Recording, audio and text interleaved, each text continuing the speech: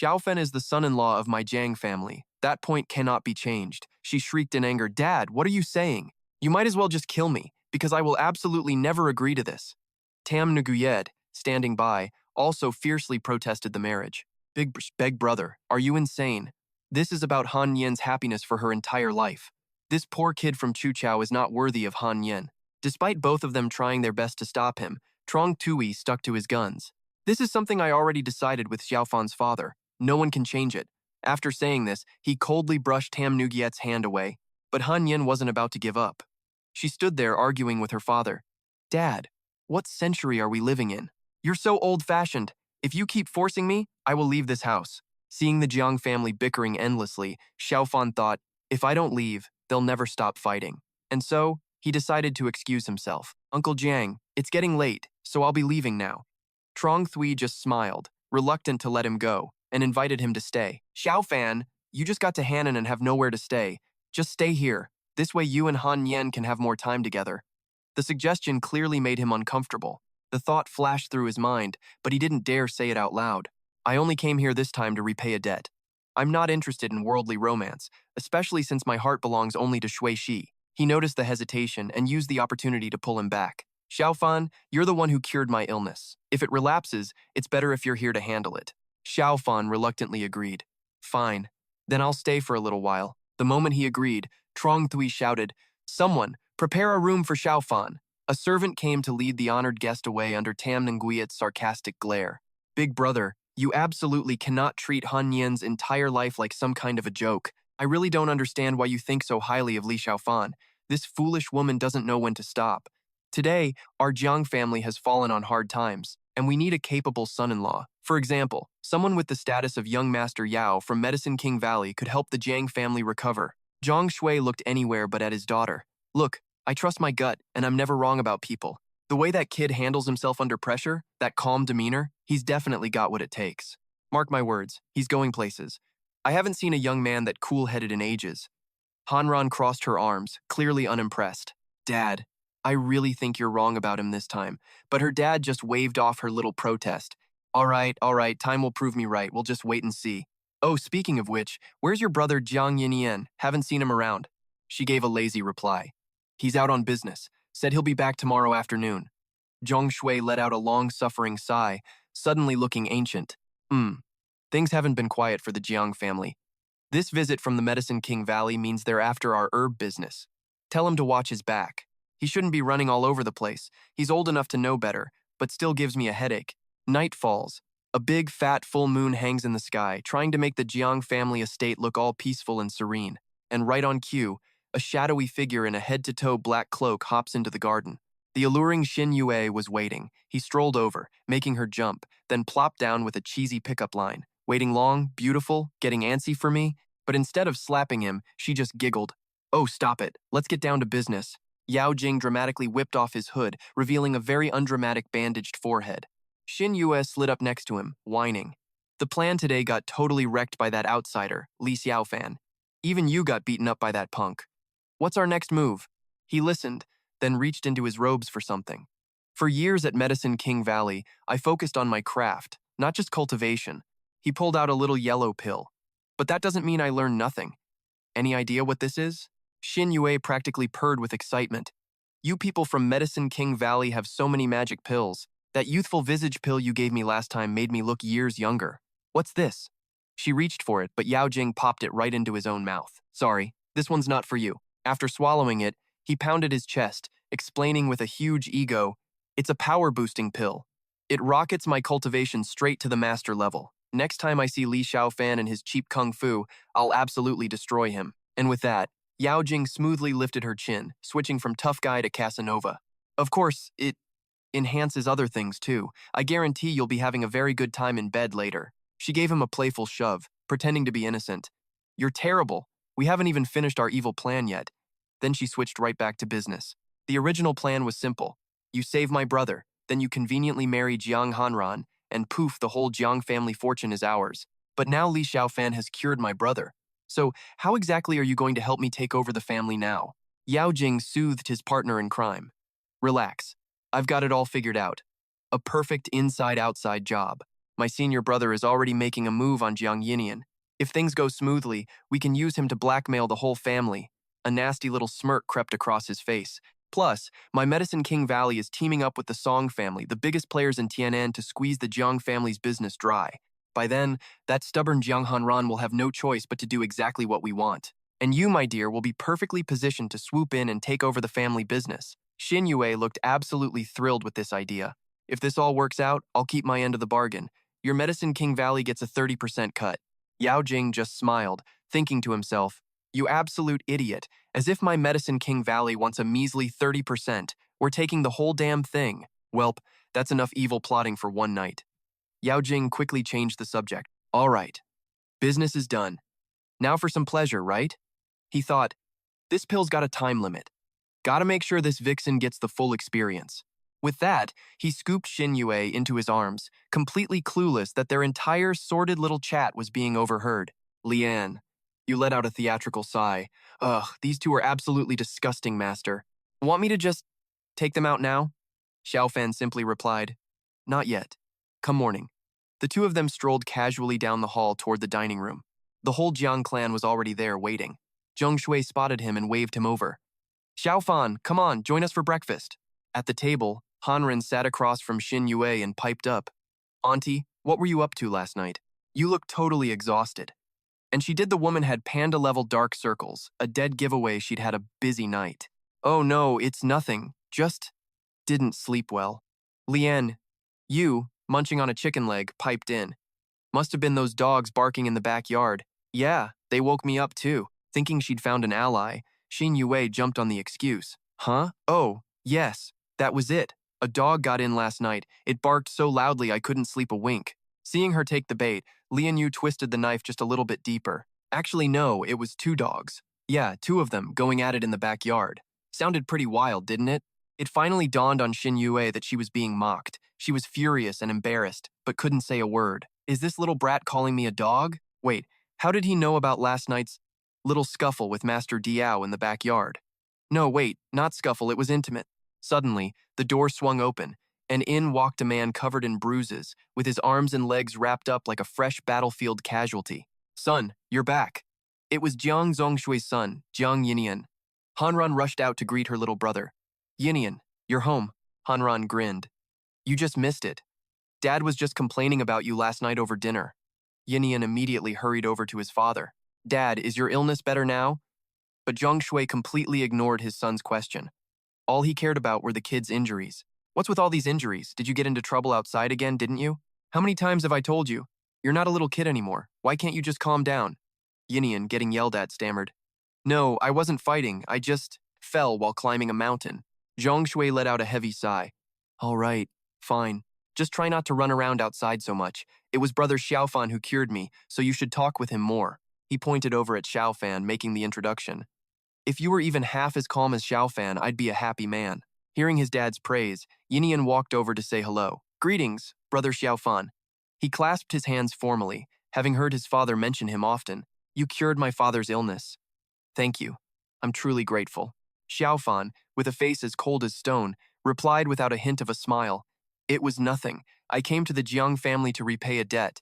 Then he pulled out a medicine bottle for Yinian. This is a healing elixir I got from that young master of the Medicine King Valley last night.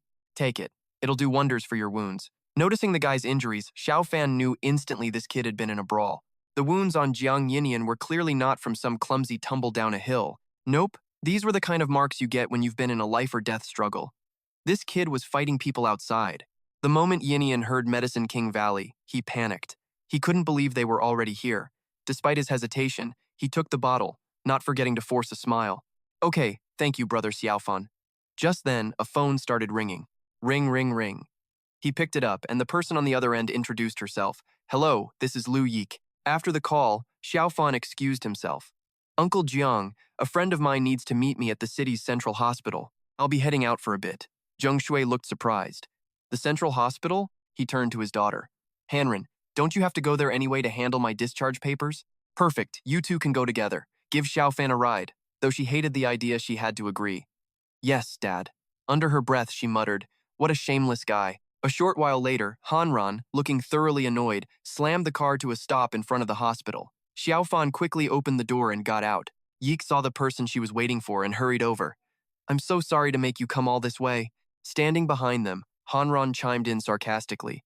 Oh, you feel sorry? So tell me, how much money are you trying to scam this time? It's such an obvious trick. Only a fool like Li Xiaofan would ever believe you.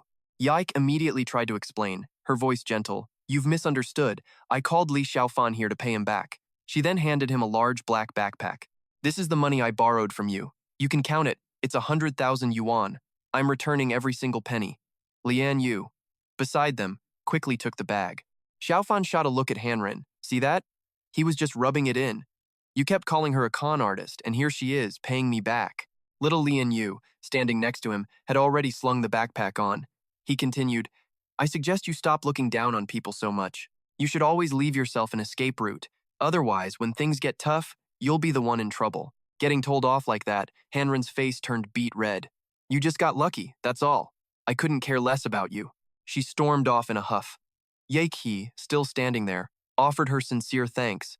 Xiaofan, I'm so grateful for what you did yesterday. I needed that money for my mother's urgent medical treatment. If I hadn't met you, I honestly don't know what I would have done. Her voice choked up as her face fell, but the doctor said she can't be cured. In the end, I didn't even use the money. Lian. You suddenly gasped as if she saw something, pointed a finger and said, Master, there's something strange about this woman. Xiaofan looked at the odd symbol that appeared on Yike's forehead and replied, A goo insect? Lian, you rubbed her chin. Yep, someone is raising a parasitic insect on her. Xiaofan made an excuse to investigate further. Could you maybe take me to see your mother? I might be able to cure her illness. For Yake, it was like grabbing onto a lifeline. She was overjoyed. Really? I'll take you right now. A little later, at the hospital, she gently pushed open the door. Yike and Xiaofan both looked inside. The first thing they saw was a man and a woman, wrapped in each other's arms, chatting happily on a chair. The doctor already said that old hag is a goner. Told us to prepare for the funeral. After she dies, all her inheritance is yours. Of course, whatever you say, my little treasure. Furious, Yike stormed in and stood right in front of them. That's enough! Do you people have any shame at all? She screamed. Lu Jia Shuang, my mother must have been totally blind to ever marry you. She pointed a finger right in her own father's face, laying into him. The wife you married isn't even dead yet, and you have the nerve to stand here plotting to give her hard-earned fortune to this woman? Are you even human? But the other woman? Oh, she wasn't scared at all. In fact, she looked pretty pleased.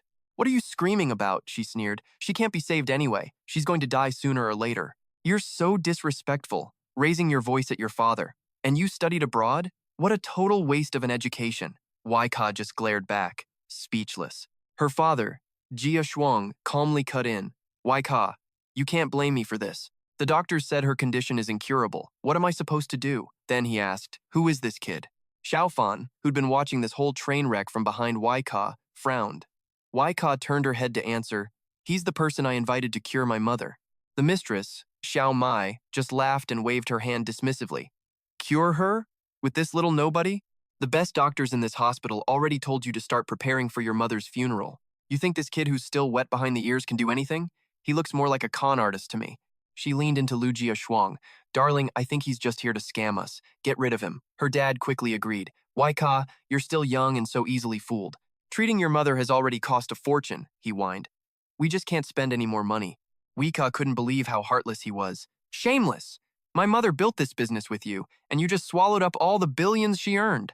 When it came down to it, I was the one who had to borrow money from everyone for her medical bills. The heavens are watching everything you do. Lu Jia Shuang, you will get what you deserve. With that, Xiaofan patted her shoulder, signaling her to cool down. I'll go inside and take a look, he said. The mistress, eager to see him fail, urged him on. Oh, go on, go on. A punk like you will probably just make the old hag die faster. Xiaofan ignored her words, walked straight inside, and carefully pulled back the curtain. He saw the gaunt Zheng Xian lying on the hospital bed. Lian Yu, standing beside him, spoke up. Master, this woman has also been infested with goo insects. The ones in her body are about to mature. As he spoke, Xiaofan removed her oxygen mask, using a living person to raise them. I can't believe such wicked cultivators still exist on this planet. Inside the woman's mouth was a brown insect.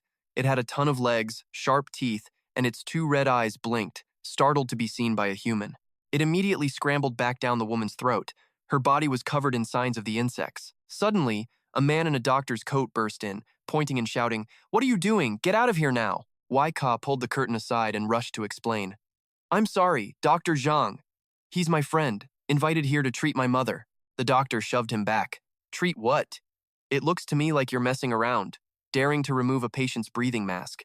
Your mother might have had another week to live. Now that he's done this, she'll be lucky to make it through the day." Xiao Mai strutted in, smirking. "Even if you are a con artist, you could at least try to be a little more convincing. What kind of treatment starts by taking off the patient's oxygen mask?" Xiao Mai crossed her arms, smiling as she mocked them all. "Louis Ka, look at your friend here. He seems to be in a rush to send your mother off." Jia Shuang chimed in, frowning with disapproval. "Exactly, Wai Ka. Isn't this just causing more trouble? In her final days, can't you just let your mother pass away in peace?" Zhang Wei waved Xiaofan away with a look of pure contempt. "Get out of my sight right now. And you are forbidden from ever stepping foot in this hospital again. So young and so arrogant. Don't you know your own limits?" But Xiaofan just calmly crossed his arms, startling the doctor with his question. "You're Mrs. Chen's attending physician? Did you actually diagnose her illness before declaring she couldn't be saved? And telling them to prepare for a funeral?" Zhang Wei waved a hand dismissively, not even bothering to look at him. What a waste of breath. "I happen to have a PhD from Harvard University, you know. If I couldn't diagnose a simple illness like this, would all my education have gone to waste?" He then gestured grandly towards Zheng Xian on the bed. "Mrs. Chen is suffering from advanced heart failure. Her heart will only hold out for another month, at most." Xiaofan held his ground, a knowing smile playing on his lips as he sized up the doctor. "I think your university education really did go to waste." His next words hit Jia Shuang and Xiao Mai like a ton of bricks. "If you knew it was heart failure, why didn't you treat it?" Zhang Wei flinched, his expression turning ugly, but he stubbornly tried to defend himself. "Because it's incurable, obviously. This case of heart failure couldn't possibly be worse." Xiao Fan cut right through his lie. "You don't have the skills to treat her, so you didn't even try to find another way. Whether Mrs. Chen can be cured or not, keeping her alive on life support for another year would be no problem at all." He stood perfectly still, his face cold, as he continued his questioning. He literally told the family to start planning the funeral. "Tell me, is this doctor's brain made of actual dog food?" Our hero thought to himself, "Sure, the poison in Mrs. Chen is nasty, but modern medicine is pretty epic these days." Looking at Mrs. Trin, lying all still on the bed, he kept on scheming. He figured using external drugs to fight the internal damage could at least buy her some time. That's when Dr. Zhang Wei completely lost it and pointed a finger at him with a ridiculous challenge. "In Hannam, Dr. Zhang is the authority. A nobody kid like you shouldn't be running your mouth in here. If you're so tough, why don't you cure Mrs. Chen?" Oh, it looked like Xiao Fan had been waiting for that one. He waved his hand, creating a long green flame-like light. "You're going to want to watch this." Then, without hesitating, he placed his hand on Mrs. Trin. A green ring of light radiated from his palm, spreading over her body. She suddenly shot up, ripped off her oxygen mask, and coughed hard. Something small and red flew out. It was a vicious-looking poisonous bug. Just as it tried to escape, Lian Yu caught sight of it. Her whole body glowed with a red aura as she smirked at her target and said, "Trying to run?" She immediately cast a spell, and the gourd in her hand began to glow brilliant gold, chasing the poison bug and sucking it right inside. "Lian, you happily shook the gourd with contempt. A tiny little bug thinks it can escape from me? Later, I'm going to roast you until you're extra crispy." Yeah, right. Even after seeing it with her own eyes, Xiao Mai was still in denial. "What poison bug? Did this psycho really think she could get away after little Lian you had already spotted her? Please." In a flash, she was on top of her, radiating this terrifying energy. "Where do you think you're going, old witch?" In a nail-biting moment, Xiao Mai finally dropped the act and frantically threw out a swarm of bugs to defend herself. Annoyingly, her main target was totally fine, but Zhang Wei and Jia Shuang got hit instead. Ah, so many insects. Seizing the moment, Xiao Mai scrambled onto the windowsill to escape, but not without trying to get the last word in. "You brat, you ruined my plan. I'll never forgive you." Of course, Xiao Fan saw his opening and decisively made his move. Trying to run? A light attack from his hand sliced right into her shoulder, making her scream out in agony. Blood gushed from the wound, causing Xiao Mai's arm to go completely limp, leaving her defenseless. Even with the sudden injury, she was nimble enough to leap out the open window. Seeing the immediate threat was gone, Yi Ka frantically called out to him, "Xiao Fan, save us!" And just like that, the swarm of goo worms was simply sucked into his heaven-shaking gourd. Meanwhile, Lian Yu had already dashed to the window to report. "Master, that witch got away, but she's missing an arm now." As if thinking our hero was being way too merciful, Jia Shuang impatiently ran over to remind everyone he still existed. Help me! Help me! Zhang Wei, in a total panic, also started begging. Save me! But there was no way Xiaofan was going to forgive these two clowns, he replied with pure sarcasm. Weren't you the one who studied abroad? A doctor from Harvard or something? How can you not even handle a few little bugs? Get lost. Faced with that threat, he instantly dropped to his knees and groveled. I was blind to your greatness. I beg you to save me. Still, our hero just coldly crossed his arms and demanded, Tell me what's really going on here. Seeing he was actually needed, the doctor quickly seized the chance to save himself. I'll talk, I'll tell you everything. Can you just get these bugs off of me first? Ah, it hurts so much. Because Zhang Wei actually had important information, our hero didn't mind summoning the gourd to help the guy out a little. Finally, the horrible blood-sucking bugs on him vanished, leaving only Jia Shuang, who was still shamelessly trying to use his own daughter. Yi Ka, daughter, beg him for me. Tell your friend to kill the bugs on your father. Did he really think she would give in after everything that had happened? Of course not. After how you treated my mom and nearly got her killed, you have the nerve to beg me? Seeing Yi Ka so enraged, for the first time ever, the man swallowed his pride and desperately admitted his fault. Yi Ka, I know I was wrong. I'm sorry to you and your mother. I wasn't acting like a human being. I'm begging you, for the sake of our family, you have to save me, or these bugs are going to eat me alive. He was her father, after all. So after a few seconds of hesitation, she hesitantly started to speak. Xiaofan, maybe you should. Without saying a word, he immediately sent the heaven-shaking gourd flying towards her. As it sucked up the whole swarm of insects that were eating the man, Xiaofan finally spoke up with some advice. Some people deserve sympathy, and some people will never change. You need to see that for yourself. With that business handled, he turned back to Zhang Wei, gave him a little kick, and ordered, Talk, tell me everything. Now under his watchful eye, the doctor didn't dare lie there any longer and revealed everything. Li Xiaomai, the one who just ran, is actually from Medicine King Valley. He struggled to prop himself up as he spoke. Recently, Medicine King Valley sent many disciples down the mountain to control the medical industry in all of Henan province. Faced with his savior, who was also a god of death, Zhang Wei told him absolutely everything he knew. Right now, the entire Thiennam pharmaceutical industry is monopolized by 4 families, the Jiang, Lu, Hu, and Gu clans. But word on the street is, the Hu and Gu families are already puppets of the so-called Medicine King Valley, leaving just the Jiang and Lu families. And just when you thought things couldn't get more dramatic, Jia Shuang starts screaming his head off. What? No way. I clearly met Xiao Mai on vacation. How could she be one of those Medicine King Valley people? How could she be plotting to take over the Lu family's business? Clearly, the guy wasn't thinking things through. Oh, Jia Shuang, you poor thing, don't you get it? Your wife's incurable disease is because Xiao Mai poisoned her with a venomous insect. Zhang Wei, seeing Jia Shuang's brain buffering, continued. And after your wife dies, you and your daughter are probably next on Li Xiaomai's evil agenda. In fact, you two have probably been poisoned with the exact same creepy crawly. After dropping that bombshell, he immediately latched onto Xiaofan's leg to beg. Hero, really, I was forced into it. The Medicine King Valley threatened me with their poison bugs. It's not like I refused to treat her. It was their specific curse worms. I really couldn't cure it. Please spare me. Too bad for him, because Xiaofan was way more interested in the main villain, this Medicine King Valley. After all, they're the ones who messed with Uncle Jiang's family. And the Lu family, too. Meanwhile, Jia Shuang was frantically patting down his whole body in a total panic. I've been hit with a curse worm, too. This whole situation finally got Yi Qi's attention, making her look warily at our hero.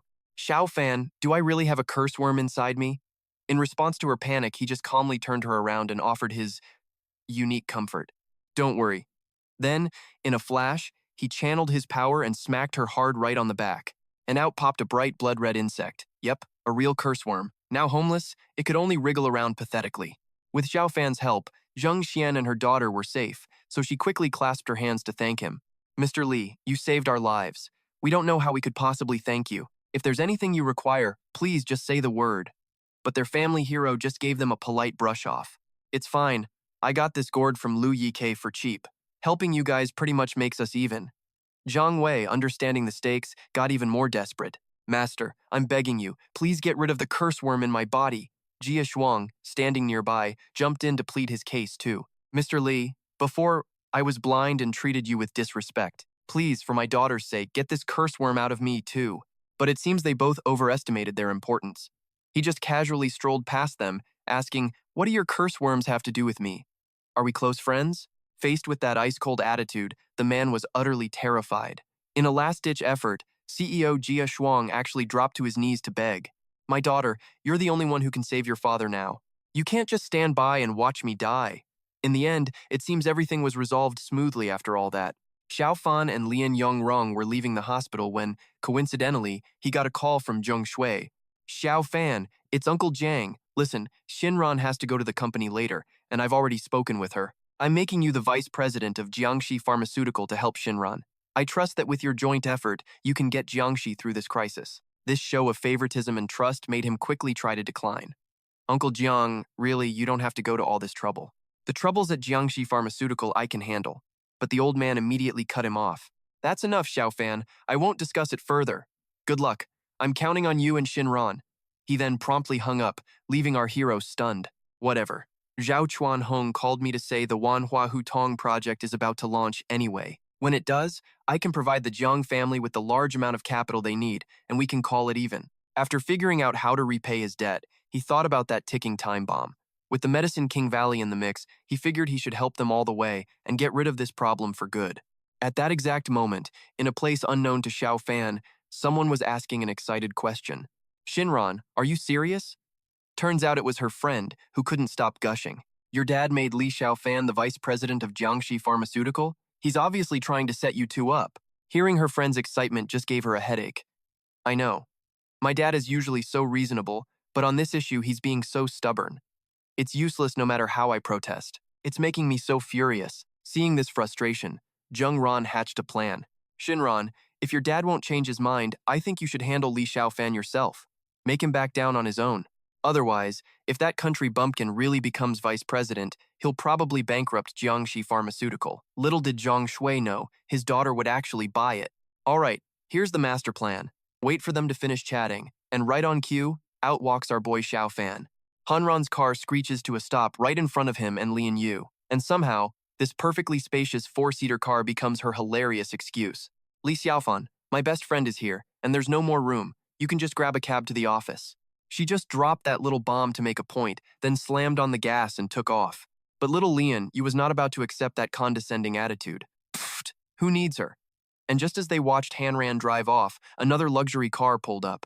There was Wang Fei, classy as ever, happily offering Xiaofan an invitation. Mr. Li, I didn't expect to see you again so soon. Where are you headed? I'll give you a ride. I mean, how could he refuse such a kind offer?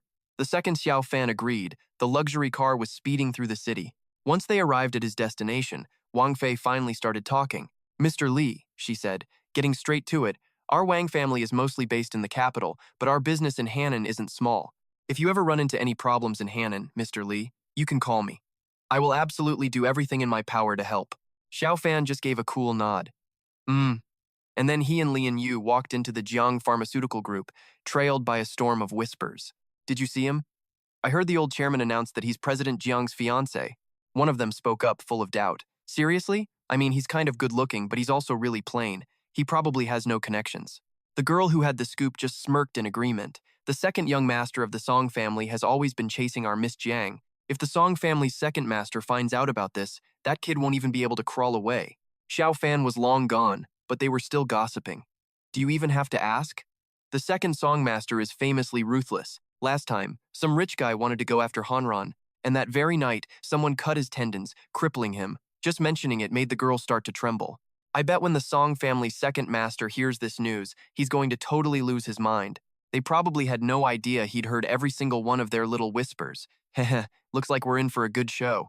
But as if their petty little schemes could ever scare someone who's lived for thousands of years. The moment Xiaofan walked in, Hanren was busy pretending to read documents.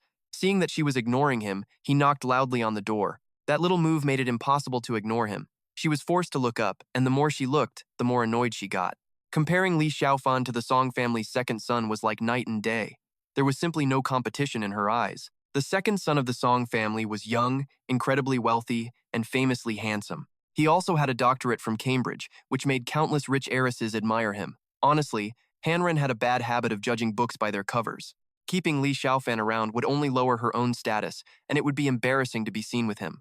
So after all that careful consideration, she put on her most arrogant, superior face and began, Li Xiaofan, I know my father personally promised to give you the vice president position, but you have to understand, this is a company. Everyone here starts from the bottom. If a nobody like you becomes VP, people will definitely complain, and I won't know how to answer them. Xiaofan had heard these kinds of long-winded excuses many times before, so he just calmly said, "Whatever you want to say, just say it." And of course, her little scheme quickly came out. "How about this? I'll give you 2 tests. If you can manage to pass them, then fine. You can have the vice president position, and no one will dare to say another word." Of course, she'd set him up to fail. "But if you don't pass, you will leave this company." Xiaofan understood her game perfectly and agreed in an instant. "No problem. Just lay out your terms." His quick agreement seemed to make Hanran feel like she was losing, so she quickly issued a warning. "Li Xiaofan, I want to make things perfectly clear to you right now. The 2 tests I'm giving you are so incredibly difficult that it's basically impossible for you to pass.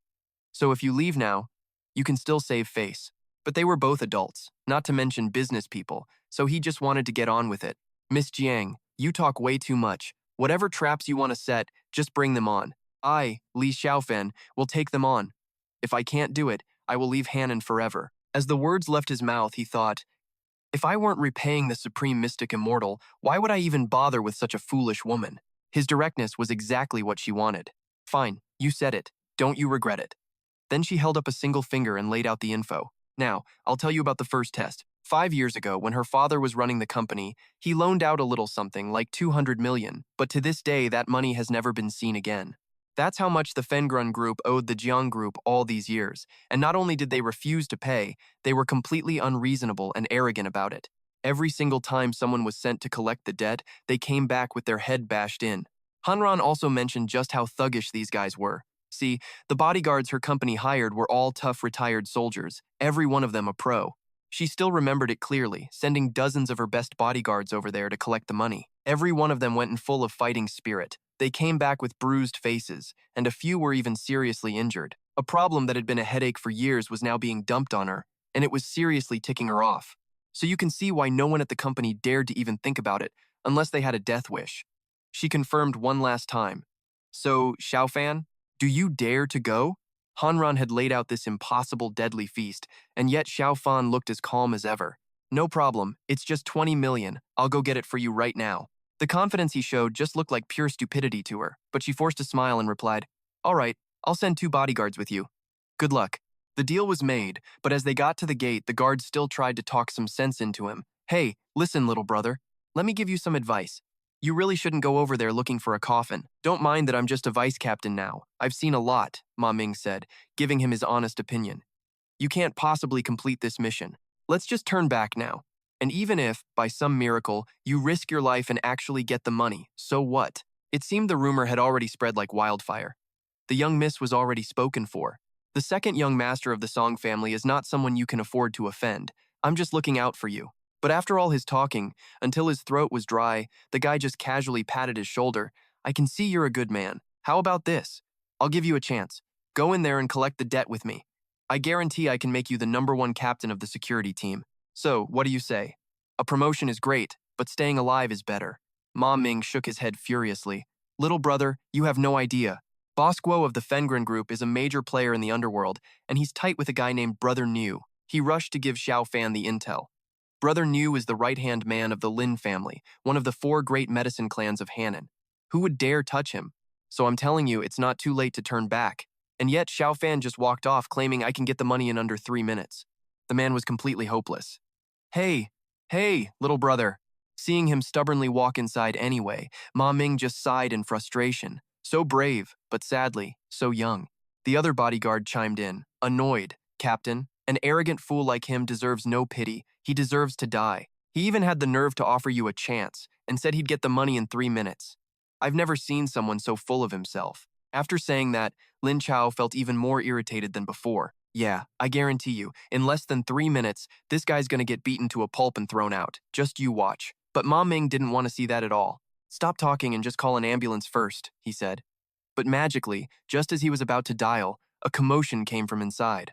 Turns out, Xiaofan was already upstairs, holding Boss Guo by the ankle and dangling him in the wind while the man screamed, "Ah! Help me!" Unfortunately, the chairman's floor was so high up that nobody below could tell who the victim was. It's over. They threw the kid out the window." "I hope he's not dead, right?" Lin Chao figured he'd been right all along and started laughing mockingly. "Wasn't that kid acting all tough before?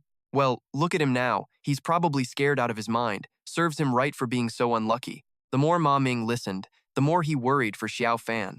Oh kid, why did you have to be so stubborn? See what happens when you don't listen? Seeing his colleague like this, the guy patted his shoulder. Captain, he brought this on himself. How's he gonna face the boss when he gets back? And he claims to be her fiancé? As if he's worthy. Captain, let's just go. But his conscience wouldn't let him just turn his back and leave. Let's just wait a little longer. When they throw the kid out, we should at least take him to the hospital. That way, we have something to report back to the boss. While the two were busy discussing Xiaofan's impending doom, his voice suddenly appeared right behind them. Thanks for the concern. The guy they thought was a goner was standing there, perfectly fine. But I don't think that will be necessary. Lin Chao could not believe his eyes. What? How is this possible? Ma Ming also pointed a shaky finger to confirm. Weren't you just thrown out the window? How are you just standing here? Because the guy genuinely seemed to care, Xiaofan didn't mind explaining a little. The guy who'd just been unceremoniously tossed out a window was a Mr. Guo. And let me tell you, those sweet words on the phone were hitting him like a ton of bricks. Brother. So the money he didn't even let the poor guy finish his sentence. Already got it back. Every last cent, plus interest. And yup, that was our boy Xiaofan. In just a few minutes, he dropped an absolutely terrifying number on them. 1 billion. The man's hand holding the phone was about to fall off. 20 million turned into 1 billion. And he was in and out in 2.5 minutes, a full 30 seconds ahead of his own ridiculous schedule. By the time it was all over, the whole company was buzzing like a beehive. Did you guys hear? The young master-in-law is a total beast. He cleared a mission that's been sitting there for 6 years. He just waltzed in and got it done. And with that one little move, the political winds in the office totally shifted. How else could he be the young Mrs. Fiancé, right? But someone else just had to chime in. Yeah, but I heard he has 0 connections. He's nothing compared to the Song family's second son. The girl who was just praising him immediately agreed. If I were the young miss, I'd definitely choose the second son of the Song family. The other gossip hound just nodded sagely. Is it even a question? Any woman with half a brain would choose the Song family's golden boy. They chattered on, completely clueless that Lian Yu, who was just playing a game nearby, had heard every single word. She just kept tapping away, making her own scornful conclusion. What a pack of fools. As if that second master song could ever compare to the master. Just then, Xiaofan pushed the door open. With a click, Shinran shot up from her seat. Li Xiaofan? You actually came back? Without a scratch? How is that possible? He just gave her a cool look. I brought back the 20 million. Principal and interest, it came to 1 billion. But yeah, she wasn't buying it. You say a billion? Only a ghost would believe that. But Ma Ming, standing by, immediately jumped to Xiaofan's defense. President, the young master-in-law is telling the absolute truth. This only made Shinran angrier, convinced they were teaming up to fool her. What a bunch of clowns. She'd sent so many people before, and all of them came running back after getting beaten up. What on earth made him think he could do it? She held out her hand. If you're saying it's 1 billion, where's the check? But Xiaofan just shook his head. No check. That Guo fellow said he'd wire it through the bank. Hearing this, her face went deathly pale. She was speechless. Shinran put a hand to her forehead, laughing helplessly. Li Xiaofan, are you an idiot? You believe anything he says? How many times have we heard that lie before? Has he ever actually sent us the money? Ha! No wonder they didn't touch you. They were just too lazy. They just played you for a fool instead. Seeing her looking down on him, he couldn't stay calm anymore.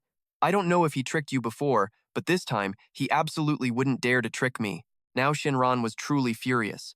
Who do you think you are? Just as she spoke, Huang Jun burst through the door in a panic. Pre-president! Big trouble! Big trouble! Already annoyed, this just made her snap. What is it? Why are you in such a panic? He tried to report, gasping for breath. President, a moment ago, the company account received a deposit, 1 billion. A full 1 billion. He was covered in sweat, barely able to speak. Huang Jun pushed on with his report. I checked. The funds were transferred from the Fengren group. Hearing this, Shinran was stunned, barely believing what she'd just heard. Are you sure you didn't misread that? He stood his ground, completely certain. President, this is a massive deal. How could I possibly get it wrong? I confirmed it over and over again. There is absolutely no mistake. She slowly sank into her chair, finally believing what Xiaofan had said, a satisfied smile on her face. Li Xiaofan, you have genuinely managed to surprise me. Don't worry, I'll have finance transfer you 10 million. Consider it your bonus for this. But he immediately shot back, you're wrong, I'm not here for money. This pathetic little 10 million? I couldn't care less. I told you from the very beginning, I'm here to repay a debt. So in the future, I suggest you stop measuring others by your own standards. Seeing this poor guy diss her money, Shinran huffed coldly. She crossed her arms, thinking, Shouldn't this country bumpkin be overjoyed like an idiot to get 10 million? But now here he was, turning down such a huge amount of money. Could he have a bigger plan? A vision of Xiaofan taking over the company and living a life of luxury flashed in her mind. That had to be it. He definitely wanted to use this chance to get his claws into the Jiang family's business. After all, a measly 10 million is nothing compared to the massive Jiang family fortune. Once again, she was judging him by her own playbook. Fine. Li Xiaofan, I never realized you were so cunning. You want to use this to win my favor, get into the Jiang family, and pursue an even bigger ambition, don't you? He, for his part, had absolutely no clue what she was talking about. Shinran continued her warning. Li Xiaofan, whether you take this 10 million or not, I'm giving it to you. But don't you get cocky just yet. I mentioned before there were 2 tests in total. You've only just passed the first one. She smirked, convinced she had his whole pathetic plan figured out. Let me tell you, this second test is way harder, like 10 times harder than the first. You have absolutely no chance of completing it. Then Hen Nian gave a smug little wink. So, if I were you, I'd just happily take that 10 million and get out of Han Nam. That way we're both happy. So, what do you say? But little Pham, who couldn't have cared less, just shrugged back. Sorry, when I accept a job, I finish it completely. So let's get this thing started already. She stood up, planting her hands on the desk for dramatic effect. Fine, if you want to be that stubborn, if you want to be humiliated in front of everyone, then don't say I didn't warn you. Then she marched toward the door. Follow me to the conference room. When they arrived, Li Veer was already spreading the latest gossip. Have you guys heard? The internal memo just came out. The son-in-law collected a huge sum from the Fong Learn group. Little Pham pulled out a chair and listened in. Originally, that guy Guo owed our company 20 million, but the son-in-law collected a full billion, including principal and interest. He listened closely to the details about the other guy. Apparently, this Guo character was no gentle soul. He's the kind of guy who hangs with Nguka on the streets, someone nobody dares to provoke. That must mean the son-in-law is some kind of hidden master. The people in the meeting room kept gossiping, completely unaware that Han Nin was about to blow a gasket. If you ask me, the son-in-law just has a lucky face. I also heard the old chairman wants to make him vice president, which is totally fair at this point. Seeing everyone chattering like the room was falling apart, Han Yin slammed the table. The meeting hasn't even started, so what's all this noise? She furiously yelled. The contract with Suing Long Group isn't even settled and you're all this excited? Get a grip. Then she immediately started reining in her employees' cocky attitudes. For such a tiny little profit, you're all acting so happy and smug you've forgotten everything else. With a stern face, she got back to the agenda. Now, let's continue discussing what we should do about the Sung Long Group. All of them hesitated, just looking at each other. Tonver also faltered. In the middle of this, Trinh Yerm suddenly jumped to her feet. President, there's something that's been weighing on my heart for days. I can't hold it in. Seeing this, Han Yin smiled and signaled for her to continue. Nyerm, go ahead and say it. From the start of the meeting until now, little Pham had been sitting silently, wanting to see what kind of accusation she was about to make. Trinh Yerm didn't hesitate, immediately pointing right at him. Last time, it was because of Li Taixuan that the president had to wait for him at the bus station for 5 or 6 hours. That's what led to the president of Suing Long Group storming off, causing our negotiations to fail. Otherwise, we would have signed our contract with them long ago. She was now making a formal accusation. Therefore, Li Taixuan must take full responsibility for this. He has to apologize to everyone. Han Yin smiled at him and said, "Did you hear that? This is the second task I'm giving you." She was becoming more and more pleased with herself. But don't say I didn't warn you.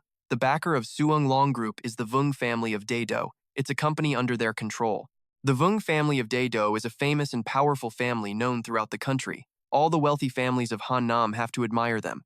Even though they were making things difficult for him, little Pham remained very calm and just smiled. Oh, don't talk about some minor Vung family. Even if their backer were the Heavenly King himself, he would have to bow down before me. A small matter like this is basically not even worth mentioning. I can handle it with a single phone call. These words made the crowd start to show their disdain again. Geez, praise him twice and he doesn't even know who he is anymore, talking so arrogantly. That's right, so many of us couldn't get it done. You think you can solve it with one phone call? Who do you think you are? Doesn't even take the Heavenly King seriously? Does he have eyes on top of his head? No wonder the president doesn't like him. He's way too arrogant. Compared to the second young master of the Tong family, he's a world apart. The people sitting there kept competing to mock him. Sir, you should probably say a little less. Zun Long Group has a huge reputation in Han Nam. Even the #1 Tong family isn't qualified to partner with them, let alone us. That's right, sir. Absolutely do not act on impulse. Don't worry. Based on you getting that billion back for the group, I will absolutely support you for vice president. Me too, I also support him. Little Fam laughed. Thank you for your kind intentions, everyone, but for such a small matter, I really can get it done with one phone call. Trinyerm seemed to have a serious grudge against Little Fam, because as soon as he finished, she slammed the table. Li Taixuan, how dare you be so arrogant in front of the president? The more she spoke, the more worked up she got. Fine, you like to show off, right? You like to be arrogant? Then I'll give you a chance, and let everyone sitting here be a witness. You make the phone call right now. I really want to see how you sign a contract with a single call. The only thing this bunch of incompetent people could do was jump on the bandwagon. Tone Vor was the first to voice his agreement. That's right. If you've got the guts, then call right now. Then, Ngo Trio and Tu Hong chimed in too. Let us broaden our horizons and see your one-call problem-solving ability. If he can make one call and sign the contract, I'll immediately get on the ground and be his doormat. Seeing this crowd get bolder by the second, our boy wasn't about to back down. Fine by him. He just hoped they wouldn't regret it later. He immediately grabbed his phone, walked over to a window, and made a call. It's Li Xiaofan. I'm at the Jiang Corporation right now. After hanging up, he casually strolled back to his seat. Xiaofan even tapped his fingers on the table while he waited. Seeing that absolutely nothing had happened yet, Zheng Ran took a sip of water and started her trash talk. So that's your big move? Xiaofan shot back. Yep, just sit tight. The CEO of Changlong will be here any minute, begging you guys for a contract. Zheng Ran thought this was the funniest thing she'd ever heard and immediately choked on her water. This time, she laughed out loud. Ha ha, that is hands down the most ridiculous thing I've heard all year. You're killing me. Begging us to sign? What a joke. If that happens, I'll go live in a pigsty in public. Xiaofan just smiled with confidence. All right, you said it. Zheng Ran shot back immediately. And what if they don't sign? He laid out his own punishment without hesitation. Then I'm all yours. Everyone here can be a witness. Right as he finished, his phone started ringing. He answered, but the caller sounded absolutely furious. You're the one who beat up Director Guo and stole $1 billion, right? Get your butt out here this instant. If you don't, I'm going to kill that woman Shinran, and then I'll burn the entire Jiang Corporation to the ground. After the call, Xiaofan just agreed. Okay, wait there. Everyone was shocked. Why are you leaving? What's that supposed to mean? Lu Lei said smugly. Isn't it obvious? He's definitely chickening out. Shu Heng, sitting nearby, chimed in with a sneer. All talk. So much for acting tough. How embarrassing is that? Zheng Ran frowned and stood up. You little brat, think you can just run away? Not so fast. I'll go drag him back myself. Just as she reached the door, a voice from behind stopped her. Ran, forget it. Just let him go. Shinran's face was calm, though her thoughts were racing. Li Xiaofan, why even start this? If you just listened to me, you wouldn't be humiliated in front of everyone right now. Elsewhere, under a bridge, amid a pile of abandoned rocks and debris, a whole crew of goons had gathered down there, all of them staring at Xiaofan as he stood at the entrance. The second they saw him, a snitchy voice rang out. A Fei, that's the kid. Hong Fei watched as Guo Luo yelled and pointed. He's the one who took my $1 billion. He almost threw me off a building. Go on, kill him. He scowled, glaring hard at Xiaofan, then pointed his finger and announced, Listen up, kid. I work for Brother Niu. If you know what's good for you, bring that $1 billion back here right now. He said this with a cigarette dangling from his lips, adding, Then cripple your own legs and kneel to apologize to Director Guo. Xiaofan's expression didn't change one bit. Were you the one who called threatening me about Jiang Xinran? Hong Fei blew up. Yeah, that was me. So what? Are you deaf or something? Damn it, right now I'm gonna kill. Before he could finish, an invisible force slammed into his face. Ah, he cried, grabbing his cheek and jumping up furious. What the hell, you dare to hit me? Xiaofan stood his ground and clocked him in the face again. So, what if I did? A flurry of punches hammered Hong Fei's face. Xiaofan hit him so fast the guy couldn't even make a sound. The second he stopped, the guy clutched his face and screamed, Get him! Everybody get him now, kill him! Guo Luo cheered from the side. Go on, get him! A massive crowd of thugs rushed towards Xiaofan, but he just stood there calmly, ready for them. By now, Hong Fei's face was swollen up like a pig's head. He sneered, Stupid kid, they say even a tiger can't fight a whole pack of wolves. We've got numbers on our side. Let's see how you handle this. Guo Luo, his own face bandaged, chimed in. That's right. Later, I'm going to break his hands myself. We'll see how tough he is then. Oh, and he's going to pay me $2 billion. But half the gang couldn't even react to Xiaofan's lightning-fast speed. More than half of them were down, weapons scattered everywhere. Some lay groaning, while others basically just dropped out of the sky. And Xiaofan? He just walked through the chaos like he was taking a stroll in the park. Hong Fei stared in horror at the scene. My God. Since when did Han Cheng have a powerhouse like this? He turned to run, thinking, time to go. But his target wasn't about to get away that easily. In a flash, Xiaofan appeared right behind him. He slammed a kick into Hong Fei's back, making him yell out. Ugh. Xiaofan then planted a foot right on his face, so all he could do was peek up. Then came the challenge. Weren't you the one threatening Jiang Xinran? Go on, try threatening me now. Let's see what happens. From the ground, Hong Fei's voice was a trembling, bootlicking mess. That was my fault. I was blind. Please, sir, have mercy and spare me. Please don't kill me, I don't want to die yet. My boss's brother knew. A loud crack echoed from a powerful kick. Hong Fei screamed in agony, clutching his knee, while Guo Li scrambled backward, trembling and completely speechless. A misunderstanding. A misunderstanding. This whole thing, it's all just a big misunderstanding. Xiaofan shot him a cold smile. Weren't you the one just saying you'd personally break my legs? Well, I'll just have to break yours first. Guo Li frantically begged him to reconsider, for Brother New's sake. But before he could finish, a swift kick sent him tumbling to the ground. Guo Li let out a piercing scream. Xiaofan just turned and walked away, leaving one last piece of advice. Go back and tell that new guy of yours, even if he's the top snake around here, he'd better crawl away quietly for me, or he'll end up just like you two. And with that, Xiaofan roared, Get out! The panicked underlings dragged Guo Li and Hong Fei to their feet and scrambled away. Meanwhile, in a conference room, a meeting was interrupted by the sound of footsteps. Shunan strode into the room, instantly capturing everyone's attention. She got straight to the point, asking, Are you the president of the Jiang group? Hanran frowned back. And you are? Shunan plopped into a chair, crossed her legs, and sneered. Your tiny little Suing Long group couldn't even handle this. She crossed her arms, annoyed. And you had to bother Mr. Li. A bunch of useless trash. Zheng Ran exploded in anger, yelling, Who are you? Waltzing in here acting so high and mighty, calling the Suing Long group small? You're just a little girl who thinks she's a big deal. Shunan leaned back in her chair, totally unfazed. Go ahead and call the boss of that Suing Long group over here. I'll wait for him. The room went dead silent. Everyone just stared at each other, completely dumbfounded. Hanran clasped her hands and ordered her friend Ranran make a call to the head of the Suing Long group, tell him to come here. She then closed her eyes, thinking this girl had a powerful aura, clearly from a major family. It was probably best not to start a fight. Half an hour later, Xiaofan returned to the company. Seeing him, Ma Ming rushed over, blurting out, The boss of the Suing Long group is here. He continued anxiously. The situation in there is not in your favor right now. You absolutely can't go back, or manager Zheng Ran's group will not let you off easy. Xiaofan just put a hand on Ma Ming's shoulder and walked past him. It's fine. Back in the conference room, mocking laughter filled the air. Ha ha, President Jiang, I am truly surprised. Duzi continued his mockery. I thought you found some big shot, but it turns out it's just a little brat who's still wet behind the ears. Outside, Xiaofan watched Shunan and thought to himself, So that's the granddaughter of that Wang Fei woman. The Wang family sent this little girl. Zheng Ran piped up nervously. President Du, this is all a misunderstanding. The man suddenly shot to his feet, slamming his hands on the table and yelling, A misunderstanding? Jiang Hanran? I think you're so desperate for this contract, you've gone insane. How dare you try to play me? The outburst left Hanran stunned, and she began to fume internally. This is all Li Xiaofan's fault. If he hadn't been here spouting nonsense, this mess never would have happened. He's good for nothing but causing trouble. Zheng Ran immediately pointed at Xiaofan. President Du, please sit down and let us explain. It was all him. This whole thing was Li Xiaofan's idea. Calling this little girl here, he's the one who's playing you.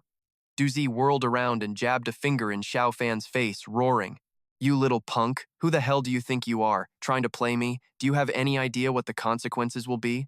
But incredibly, Xiaofan didn't even give the guy a look.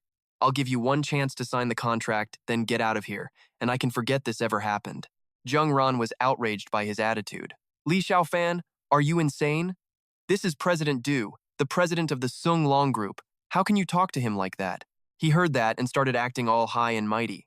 I don't think this kid is crazy, I think he's mentally ill. I'm not going to argue with someone so narrow-minded. On the other side of the table, Hanran was sweating, trying to plead their case. President Du, please calm down.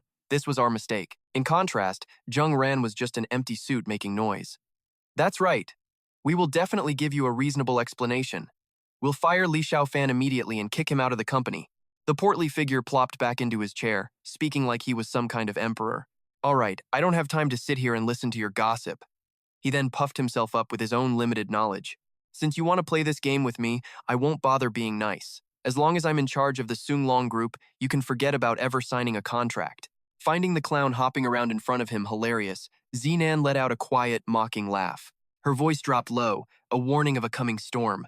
You're nothing more than a dog our Wang family keeps. And you dare to act so arrogant in front of me? That brazen line left Duji stunned. What did she just say? It was only in that moment that he finally took a good look at who he was dealing with. Her. She was a Wang. Zinan knew her temper was shot. Her head felt so hot it might as well have been smoking. So now you know who I am? Finally, see the Wang family name, you blind mutt? Duji covered his flustered face, trembling as he tried to do damage control. I'll sign the contract now. I'll sign it immediately. Watching him flip-flop like a cheap pancake, Zinan's anger finally exploded. I told you to sign earlier and you refused. You want to sign now? It's too late. Even after getting smacked in the face, he brushed off the pain and begged, Please, miss, give me a chance to make up for my mistake. A sharp glint flashed in her eyes. Ugh. She kicked his chubby body off the chair. Go beg Mr. Li. Even the princess and I have to bow our heads respectfully in front of Mr. Li. What chance does a dog like you have? The kick was so fast he couldn't dodge, only scream, Ah! Duji's knees slammed onto the floor. Humiliated, he started slapping his own face in front of Xiaofan. I'm sorry, Mr. Li. Please, you must give me a chance. They say a gentleman's revenge can wait 10 years. And Xiaofan had a pretty good memory for people who crossed him. I already gave you a chance. I told you not to regret it, but you called me a psycho. Hearing that, Duji picked up the pace of his self-slapping to atone. It was all my fault. I was blind to have offended you. Please, sir, be the bigger person and forgive me this once. The boy just turned his head, refusing. A missed opportunity is a missed opportunity.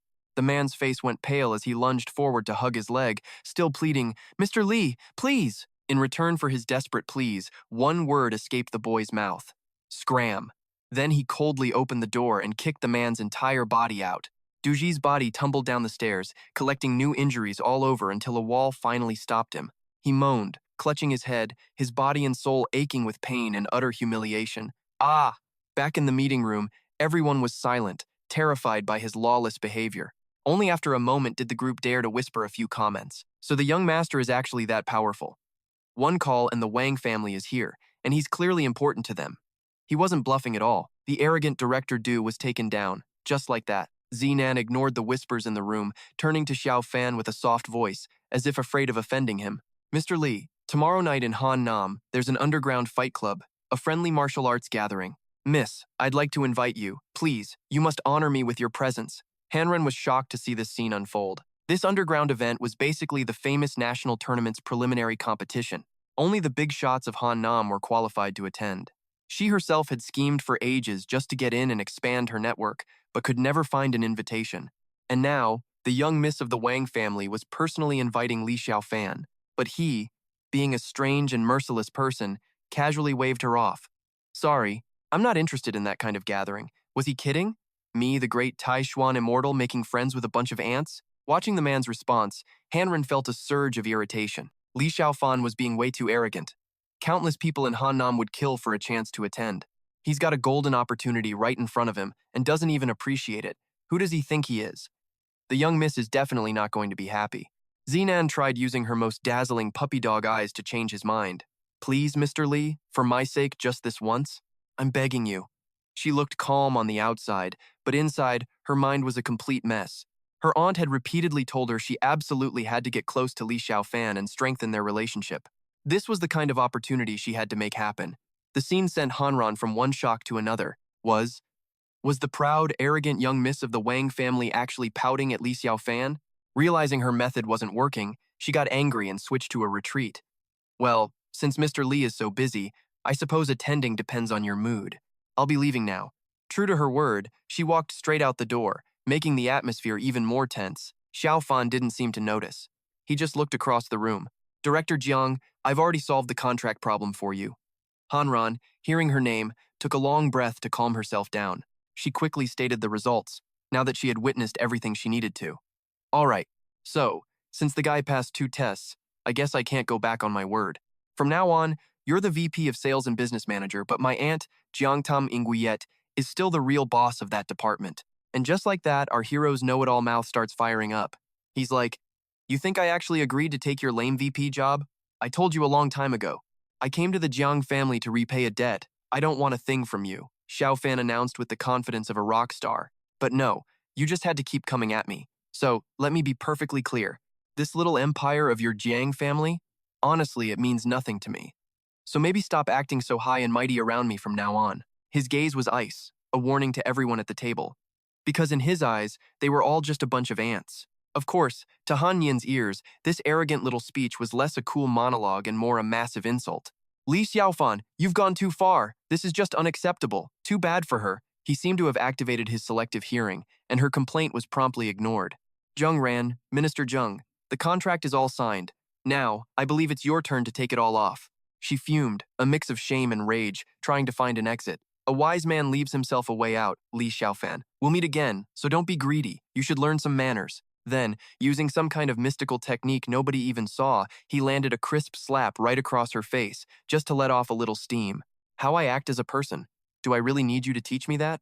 He gave one last, dark warning, his hand already crackling with some energy he'd been charging up this whole time. If you don't do it today, don't even think about leaving here. Sun Yu, sitting next to her, finally couldn't take it anymore and jumped to her defense. Li Xiaofan, you are being completely unreasonable. You actually dare to strike Minister Zheng Ran. The poor guy probably never imagined in a million years his grand rescue would not only fail, but get him slapped too. After the hit, another order was given. You stood up for her, so you can just strip down right alongside her. And with that, the already quiet meeting room became a vacuum of silence. The only question now was which poor soul would be brave enough to speak first. Zheng Ran, a person has to have integrity and honor. Xu Heng and Li Wei barely hid their sleazy grins while pretending to offer profound wisdom. That's right. You play the game, you accept the consequences. If you back out today, how can you keep working at this company? How could you possibly lead the employees in your department? Their final comment sounded like a lecture. You have to be willing to face what you've done. Zheng Ran, panicking like a lost puppy, turned to plead with Han Yin. CEO Jiang. But plot twist, Han Yin was completely checked out. Ran, just deal with it. I mean, you made the bet with Li Xiaofan in front of everybody. In the end, both Zheng Ran and Sun Yu had to swallow their pride and start taking off their clothes in front of everyone. Each layer of clothing that dropped to the floor symbolized a little piece of their dignity and self-respect vanishing into thin air. The second the punishment was over, Zheng Ran covered her fragile body, her eyes burning with a promise of absolute revenge. Li Xiaofan, I will never let this go so easily. As his arrogant figure walked away, the gears in Han Yen's mind began to spin. Is it possible I've completely misjudged him? He's not simple, that's for sure. He's definitely not without ambition. Otherwise, why would the imperial capital's Wang family be so wary of him? But he doesn't look like he comes from a powerful family. The young miss of the Wang family must have a weakness he's holding over her head. She carefully tried to piece together what she knew, trying to figure out which of the big Hanan families weren't caught up in this mess. Truly powerful people have bodyguards clearing a path for them, a dazzling and flashy entrance. Nothing like this ordinary Li Xiaofan. Compared to them, he was like a speck of dust. Suddenly, a phone on the table began to buzz. A man was on the line, inviting her to an event. Han Yin, it's Song Jixing. I managed to get an invitation for you to the underground fighting ring tomorrow. Interested in going together? Now, this was exactly the good news she needed to hear right now. Perfect. We have a date tomorrow then. Her hateful thoughts, like invisible poisoned darts, flew toward one person. Li Xiaofan.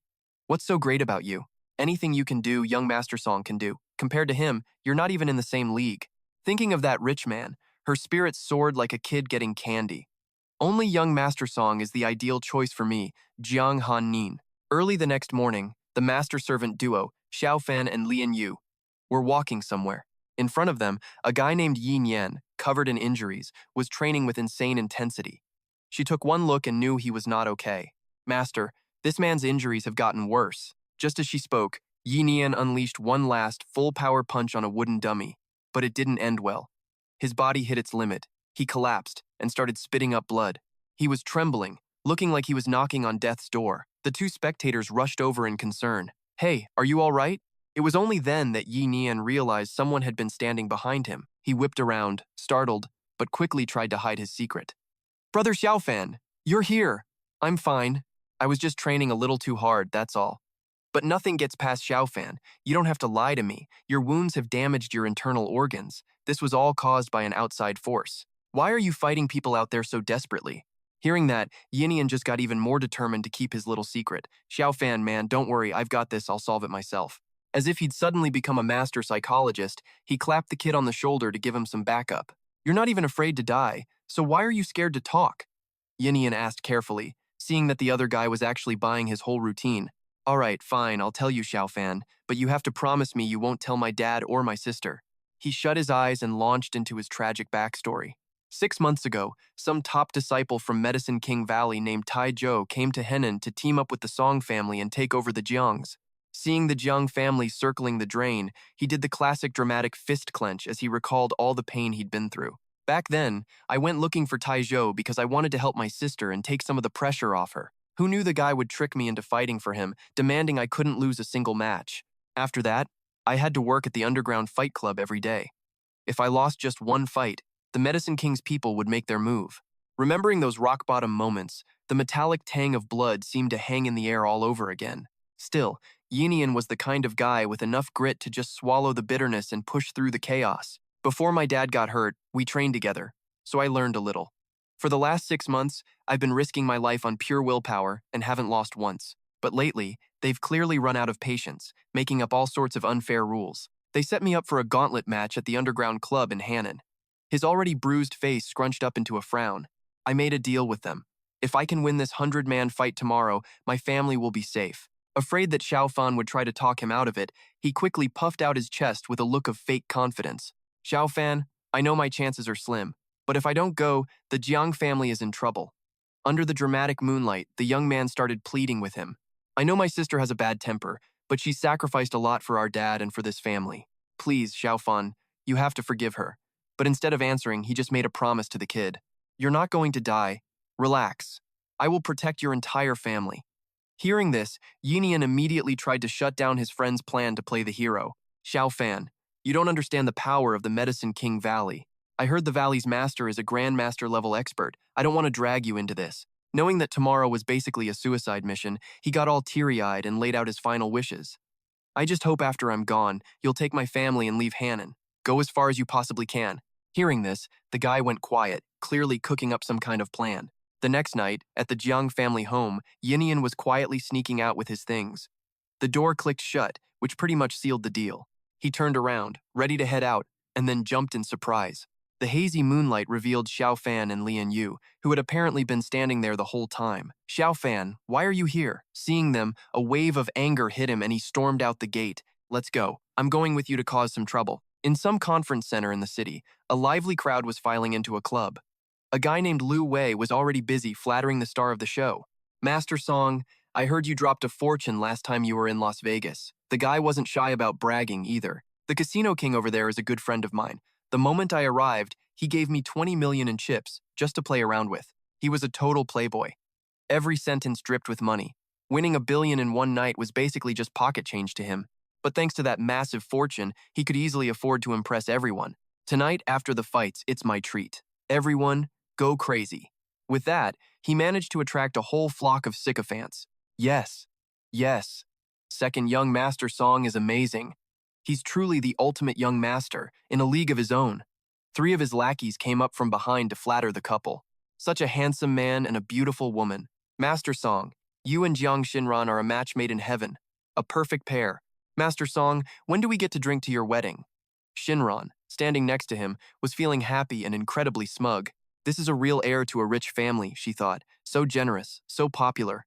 I, Jiang Xinran, can only marry a man like this. Li Xiaofan has probably never even seen a scene like this. What could he possibly have to compare to second Master Song? Inside the club, Yinian and his 2-person backup crew had arrived. Across from them was a gang of thugs hired for the fight. Seeing a sight like this for the first time, he had to force down a rising sense of panic. His voice was quiet but firm.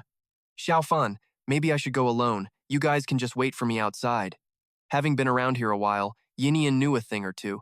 Today is the 3rd anniversary of the Henan Underground Fight Club. A lot of pros came to watch. The guys at the door are all famous heavy hitters. I'm afraid they won't let you in. Despite the situation, Xiaofan wasn't bothered at all. In fact, he boldly suggested a much riskier approach. Can't get in? Then we'll fight our way in.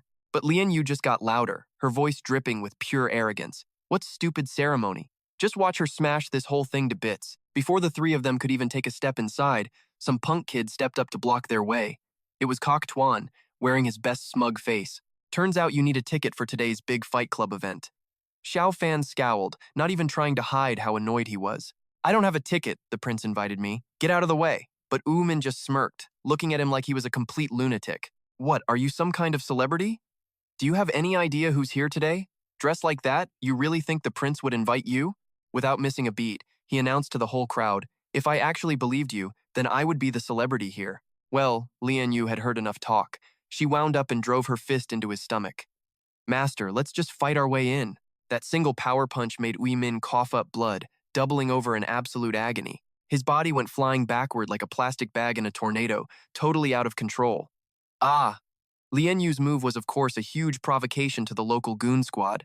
An enraged Kok Tuan immediately barked out an order. You dare to attack one of Nuka's people here? You must have a death wish. From the crowd that was circling our heroes, one dude stood out mostly because he was huge. Li Yu stepped forward and opened his mouth to ask, Hey, you little brat, are you Li Xiaofan? Xiaofan didn't answer directly. He just shot back. Who are you? I don't know you.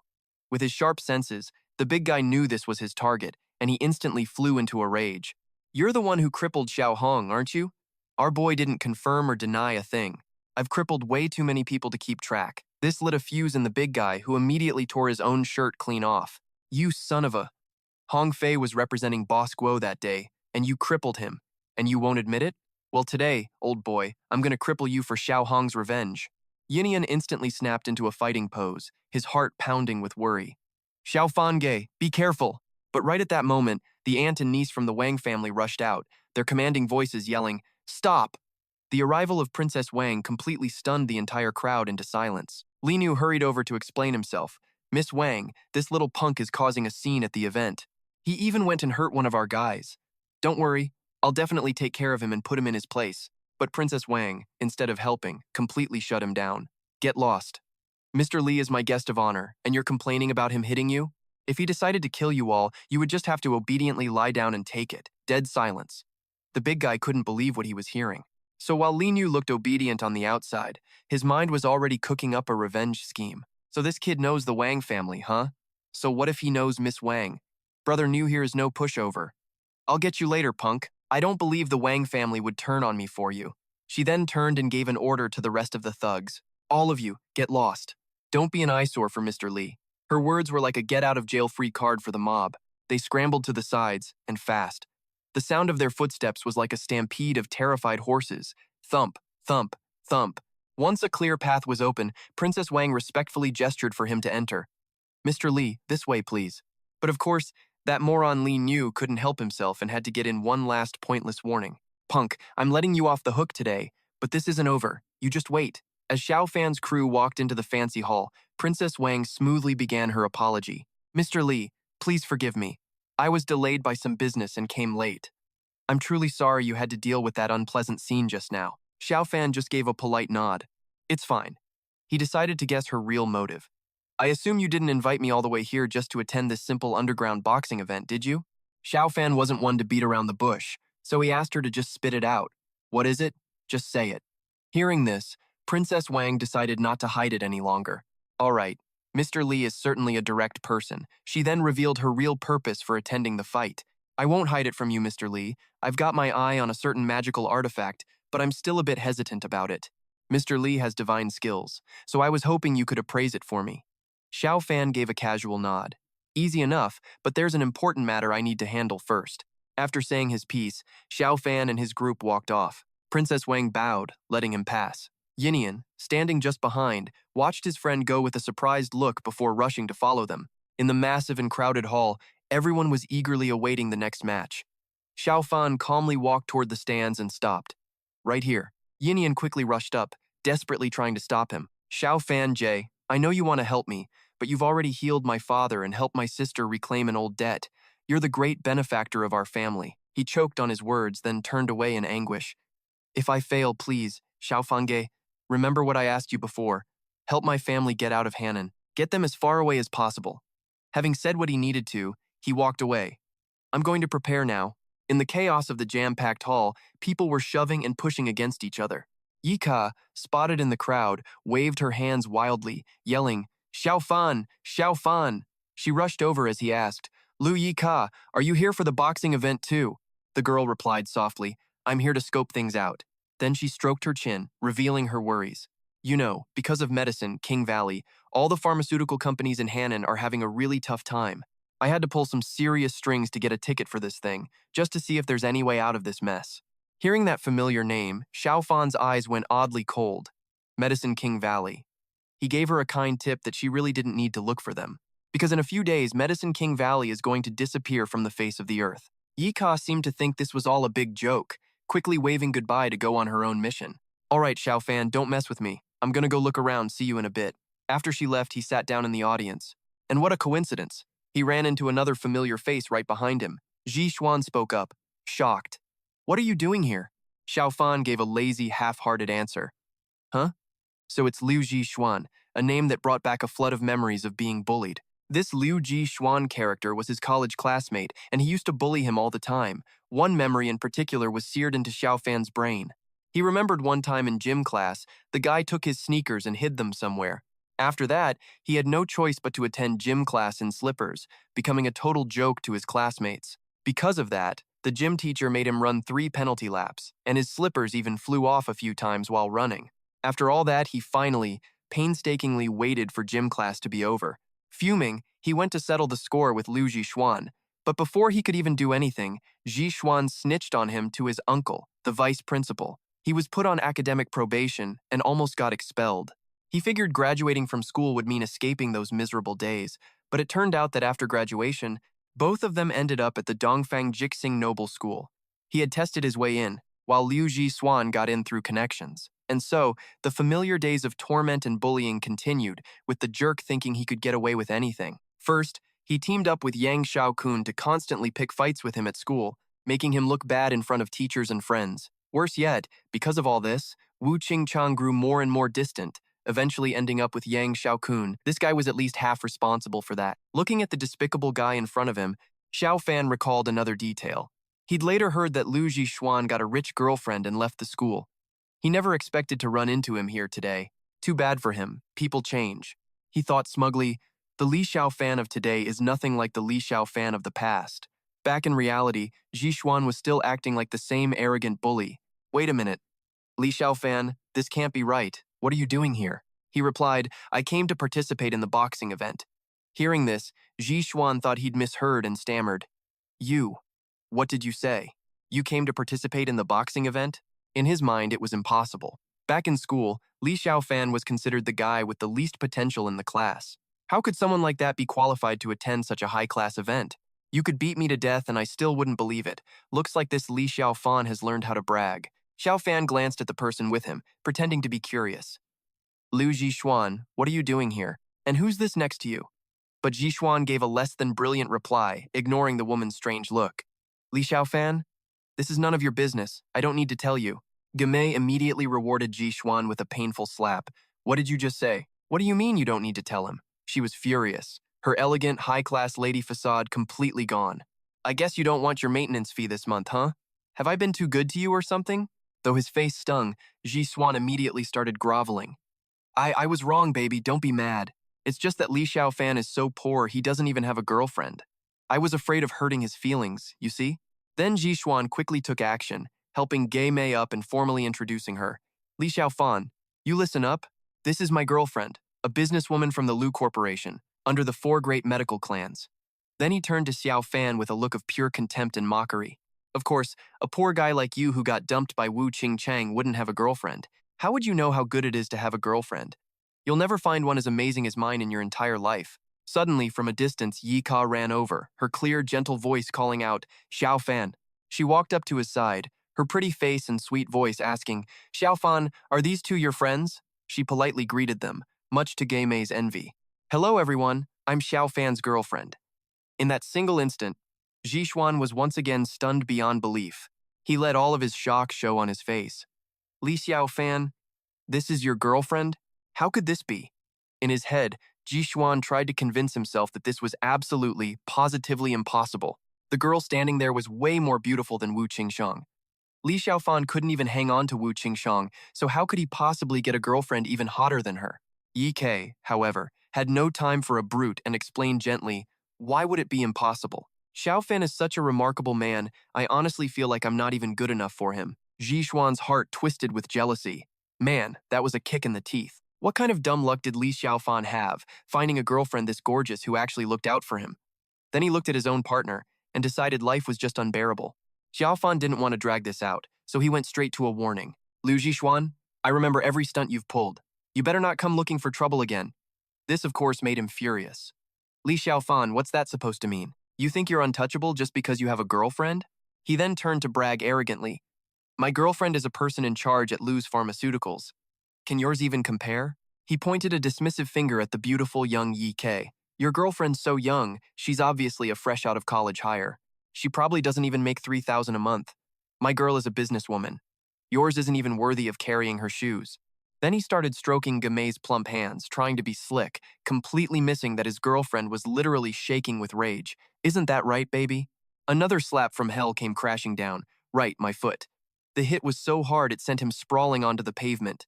He cupped his face, completely baffled, asking, Honey, why did you hit me? Gamei was nowhere near done. She grabbed his collar, slapping his face over and over in a boiling rage. I hit you? I wish I could beat you to death. The sound of skin hitting skin echoed, incredibly satisfying.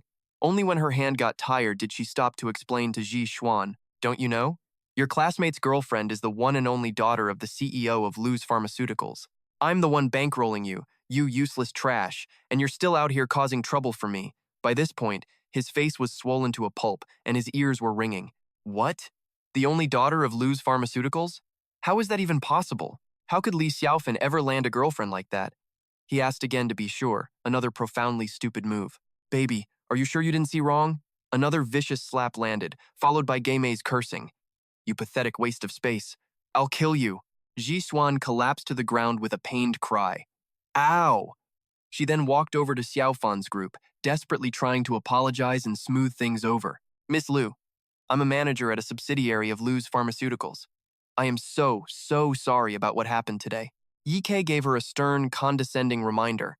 If you're going to get a boyfriend in the future, try using your eyes. You could have anyone, but you chose this piece of trash. Jamei put on a sickeningly sweet face and eagerly agreed. Yes, you're absolutely right. This Li Taixuan is just a worthless parasite I've been keeping. I'll kick him out as soon as I get back. Seeing it was getting late, Xiaofan didn't want to linger and called to Yi Ke. Let's go. Li Taixuan quickly whipped out his phone and snapped a few pictures of them. He was getting ready to post them to his social media, his face a mask of fury and jealousy. The Li Xiaofan I remember is a total loser. There is no way he's doing this well. Something is definitely wrong with this picture. In the old class group chat, Li Taixuan started digging for dirt on Xiaofan. Hey everyone, can you help me find out what Li Xiaofan has been doing since I left Chuzhou? What's that punk been up to? He seems so full of himself now, a real arrogant jerk. He doesn't respect me at all. Below his chat message, a flood of comments appeared, all belittling and mocking Xiaofan. You're not talking about that loser Li Xiaofan, are you? I heard after college he went to Chuzhou to find Wu Qingxiang. She dumped him and he lost his job.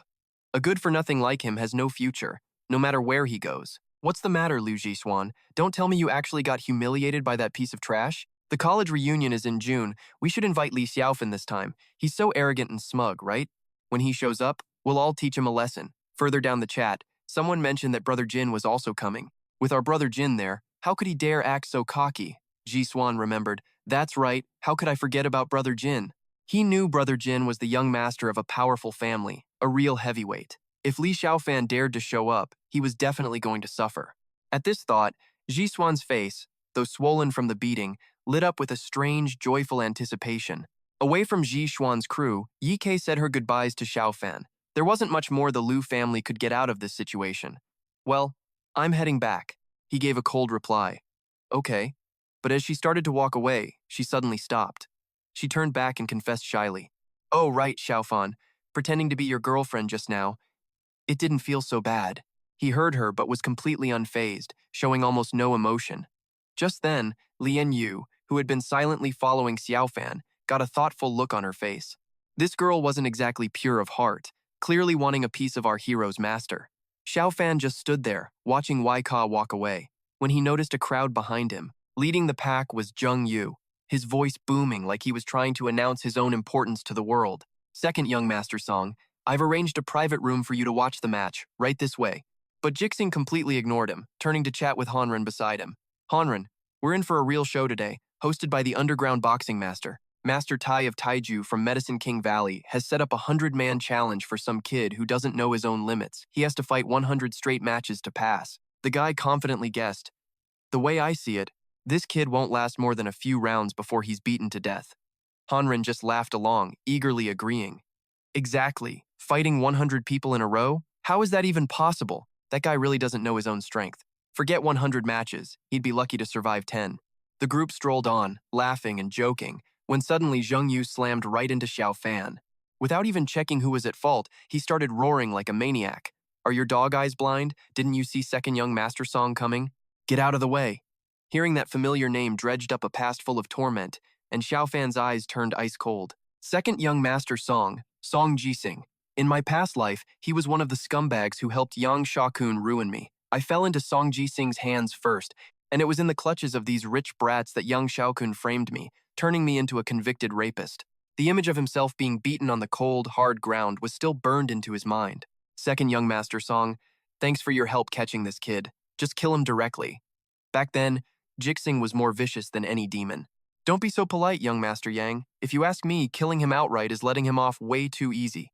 Why don't we break his kneecaps first, then shatter both his arms and toss him into the sea to soak for a night? Seeing the weak, helpless Xiaofan lying on the ground, he felt a rush of euphoria, laughing like a madman.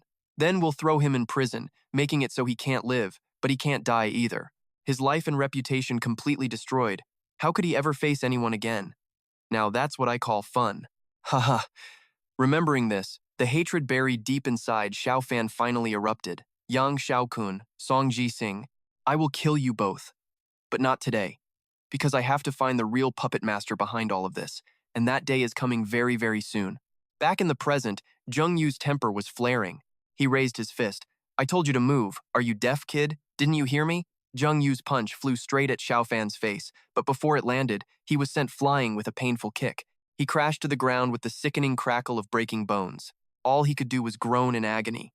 In an instant, the entire area fell strangely silent. The crowd just stared at each other. Witnessing this, Hanran silently sized up this Li Xiaofan, thinking he clearly didn't know his place for actually showing up. Besides, none of the Wang family's people were with Li Xiaofan. Looks like the Wang family was just being polite to him after all. Juxing finally spoke up, his voice dripping with arrogance. "I'm Song Juxing. Who are you? You dare attack my man? If I don't teach you a lesson, I, second young Master Song, will lose all face."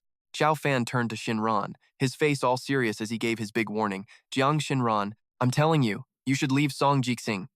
He gritted his teeth, his heart already full of rage. The verdict was in. Song Jixing was a dead man walking, and the entire Song family would be wiped out. But she just didn't get it.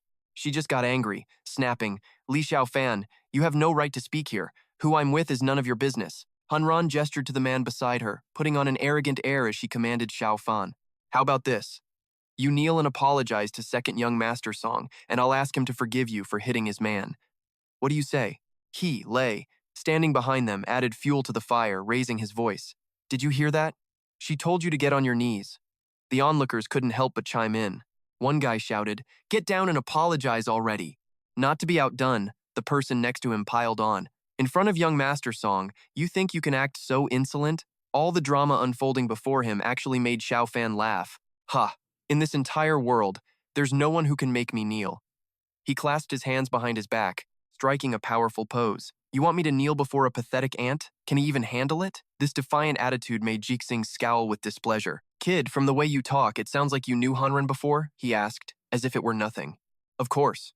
Hearing that, Jixing immediately turned to the girl beside him, interrogating her. "Hanran, seems this kid cares a lot about you.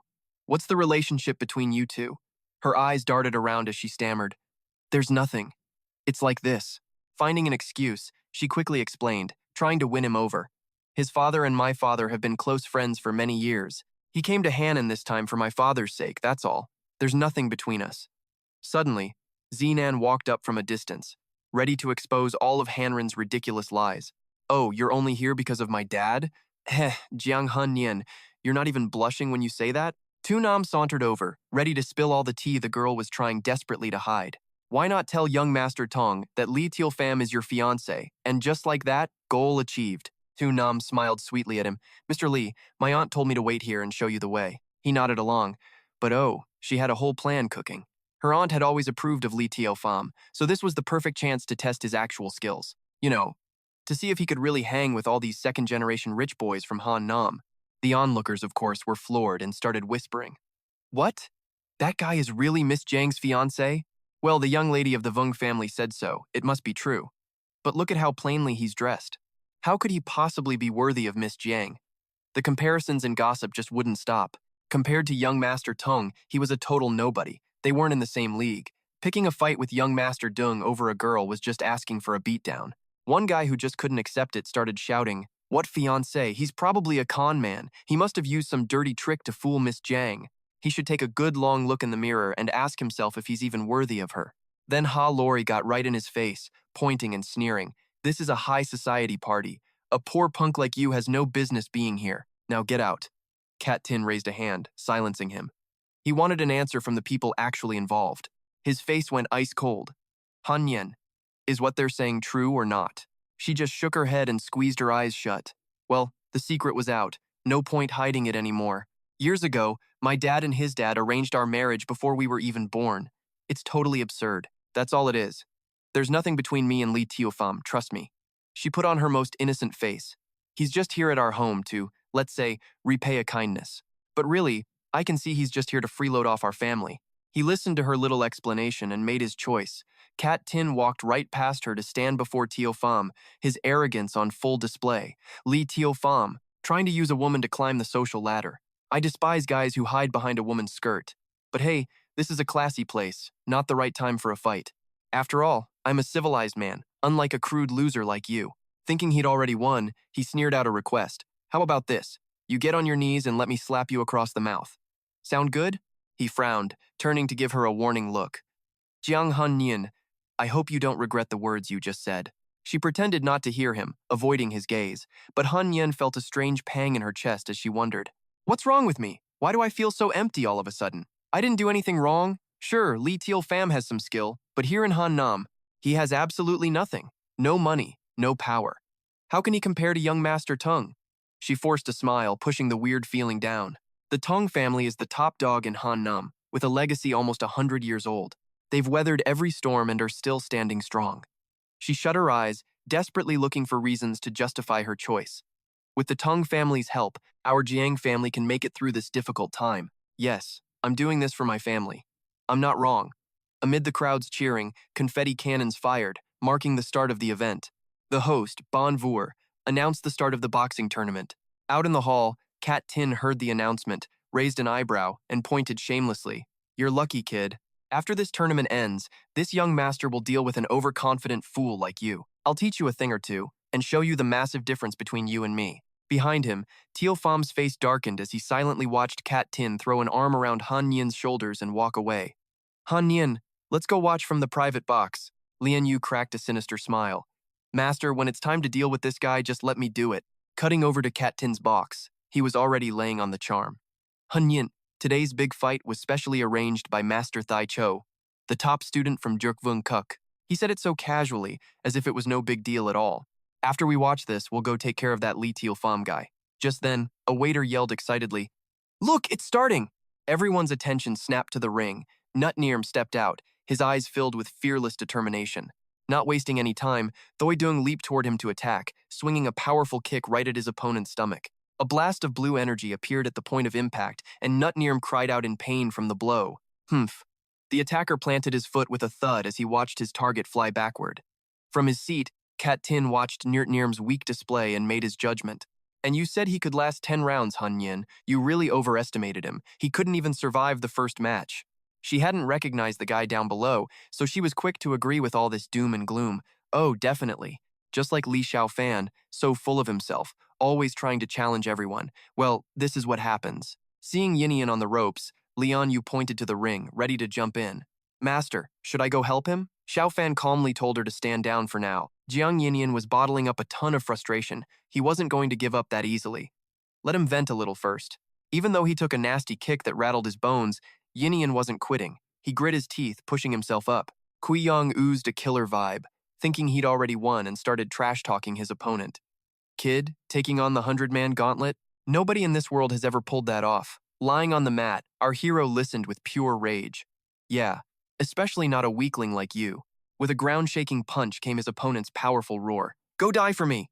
But with sheer willpower, Yinian managed to get up just in time, dodging a punch that slammed into the mat with a huge crack. Yinian quickly regained his footing and charged forward aggressively, which even surprised Yong. You're the one who's going to die. A red glint flashed in his eyes as he threw a punch straight into the guy's gut. Ugh, this wild comeback made Jixing and Shinran lean forward, totally stunned. The guy was still in shock, muttering, I can't believe this kid actually beat me in a round. But hey, this is what makes it fun. Let's see how badly he gets wrecked next. With that, he turned and asked, Shinran, what's wrong? She looked a little awkward, trying to play it cool as she answered him. Oh, it's nothing. I just thought that guy looked a little familiar. I must be mistaken. But inside, she was full of doubt and worry. How could that person in the ring look so much like Yinian? No way, I must be seeing things. Why would Yinian be fighting here? A pair of limbering up legs stepped into the ring as the MC's voice boomed again. The 100-man gauntlet, round 2 begins. Yinian wiped his nose, ready to fight as he stared down his opponent. Jia immediately threw a punch. Ha! No holding back. He raised his arm, ready to counter. Bam! The two fists collided with a loud thud, neither side willing to give an inch. With a loud crash, even though he fought back, he was still sent flying into the distance. His body slammed hard onto the mat right in front of Shinran. Yinian, in agony, coughed up a mouthful of blood. Finally getting a clear look at the fighter's face, she covered her mouth and let out a horrified scream. Jixing didn't even notice her panic, casually saying, See that, Shinran? This kid is just here to get himself beaten up. She trembled with worry, whispering, Yinian. Her strange reaction made the guy speak up. Shinran, so you finally recognize that the person down there is your little brother. She scrambled over, anxiously blurting out, The fighter in the ring is Yinian. He's my brother. Him? Why is he here? This little revelation made everyone's eyes pop wide open. What? Your brother? Back in the ring, despite his serious injuries, he forced himself up again. I will not lose. Then he gathered his strength and launched forward, surrounded by a fiery aura of pure determination. He landed a decisive kick right on Jia's face, taking him down completely. But Yinian got no time to rest. The MC's voice kicked off the next round. 100-man gauntlet, round 3 begins. Instantly, Kai rushed forward, and Yinian met him head-on without hesitation. Their attacks clashed, creating a massive shockwave, and once again, he spat out blood.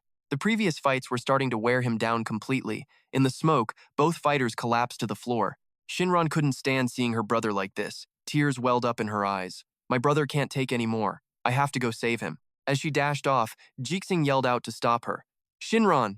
He didn't chase her, but a worried thought crossed his mind. If the guy in the ring is really Shinran's brother, then it's very likely this whole 100-man gauntlet was set up by young Master Tai. She bolted from the observation room, but on her way to the ring, she was blocked by a guard. She frantically tried to explain. The person inside is my brother. Stop the fight. Get him out of there now. Renjun didn't budge, sticking to the rules with a firm explanation. This is the arena of Medicine King Valley's young Master Tai. Once the 100-man gauntlet starts, it doesn't stop unless he passes or is beaten to death in the ring. Shinran was furious at his attitude, shouting threats at him. I'm from the Jiang family. My family is well known around here. Let my brother out. Ren Jieko waved her away, his expression unchanged. Get lost. I told you, this is young Master Tai's territory. A small family like the Jiangs has no say here. We can't stop it. No more time to argue with this guy. She thought of Jixing, turned, and ran. I'll go get second young Master Song to help.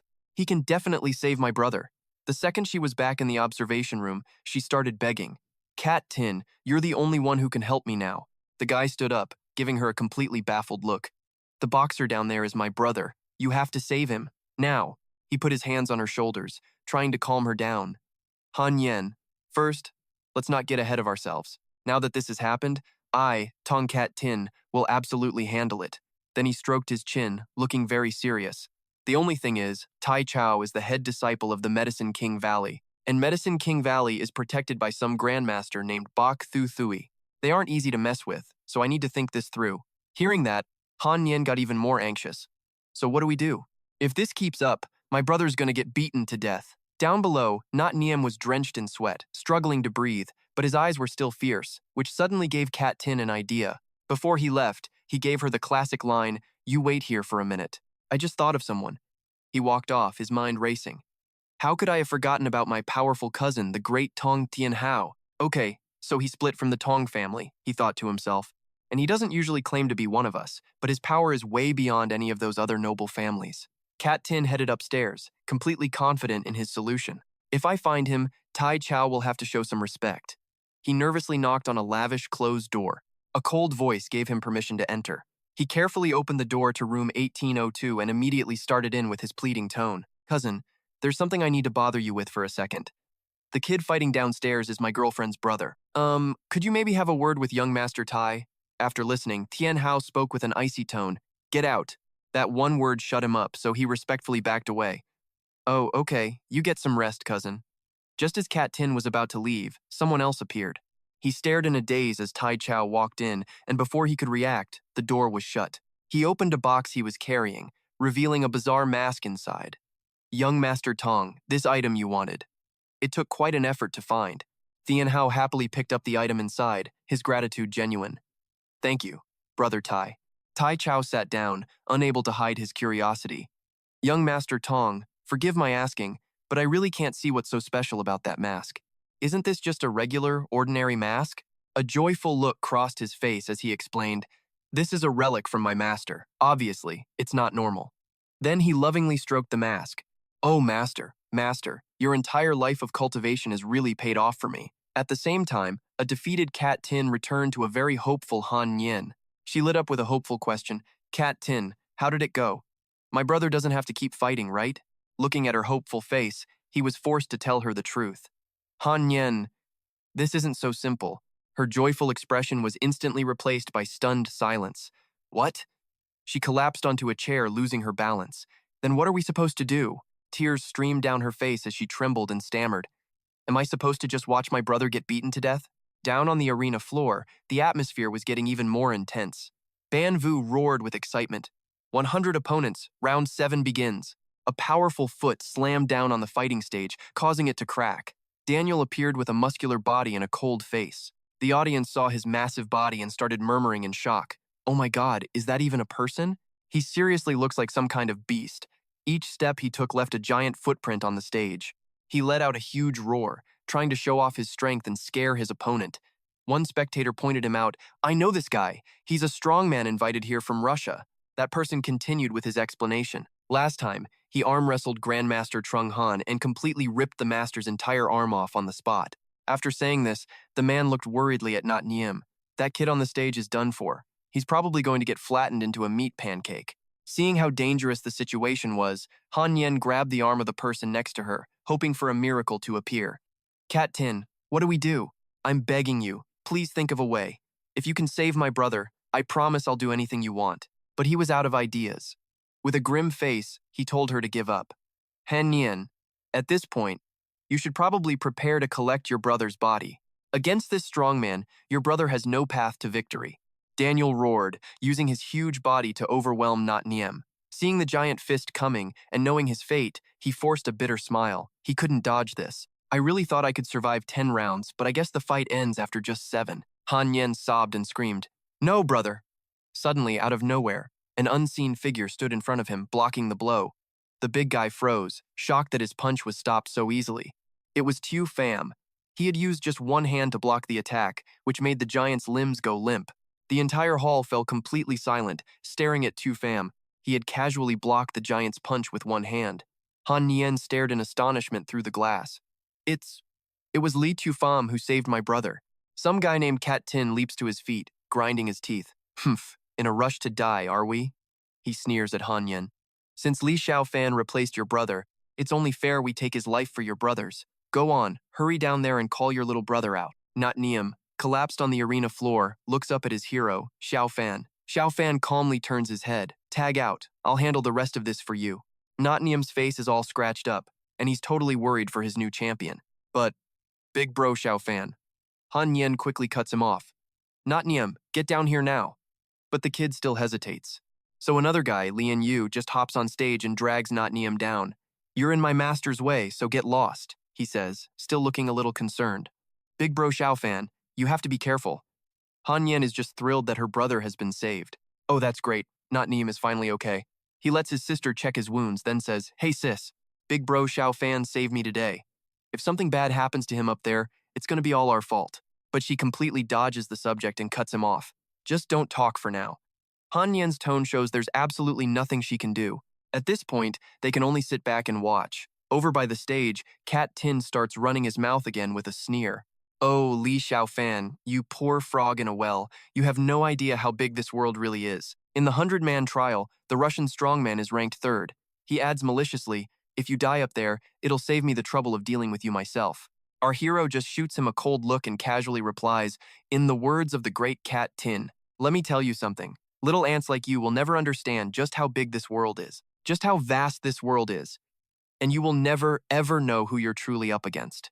The crowd, of course, jumps on the bandwagon with Cat Tin, mocking Xiaofan. He dares to arm wrestle the Russian strongman?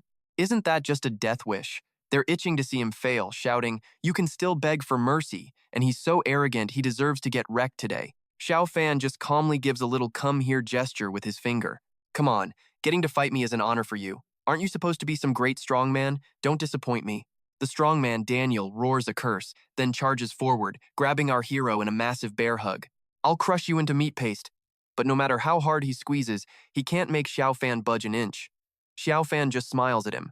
I'm protected by the Taixuan true qi, which will soon evolve into the Taixuan holy body. Light as a feather, heavy as a mountain. Who are you to think you can move me? The stubborn giant doesn't believe it and strains harder. Impossible. Move. But then, plot twist, Daniel actually gets pushed backwards. By now, Xiaofan is clearly bored. With this little power, you're a Russian strongman? You have no shame. Okay, my turn. The guy is so stunned he can't even react before Xiaofan sends him flying across the stage. Ah! Daniel's enormous body smashes into the floor with a deafening boom, kicking up a huge cloud of dust. But he leaps right back up, trying to look cool as he stomps his foot so hard the floor cracks, then charges at Xiaofan again. Die! The crowd starts commenting. His aura is insane. It looks like the Russian strongman has gone completely berserk this time. But if you ask me, the kid has power. But when it comes to actual technique, he's no match for the Russian strongman. The viewers were pretty confident Daniel would win. Exactly, you have to remember how much fighting experience the Russian strongman has. He was forged in countless bloody battles. How could some kid possibly be his opponent? Last time, the Russian strongman killed an intermediate-level master. Cat Tin's face was the definition of smug. Li Xiaofan is acting so arrogant here.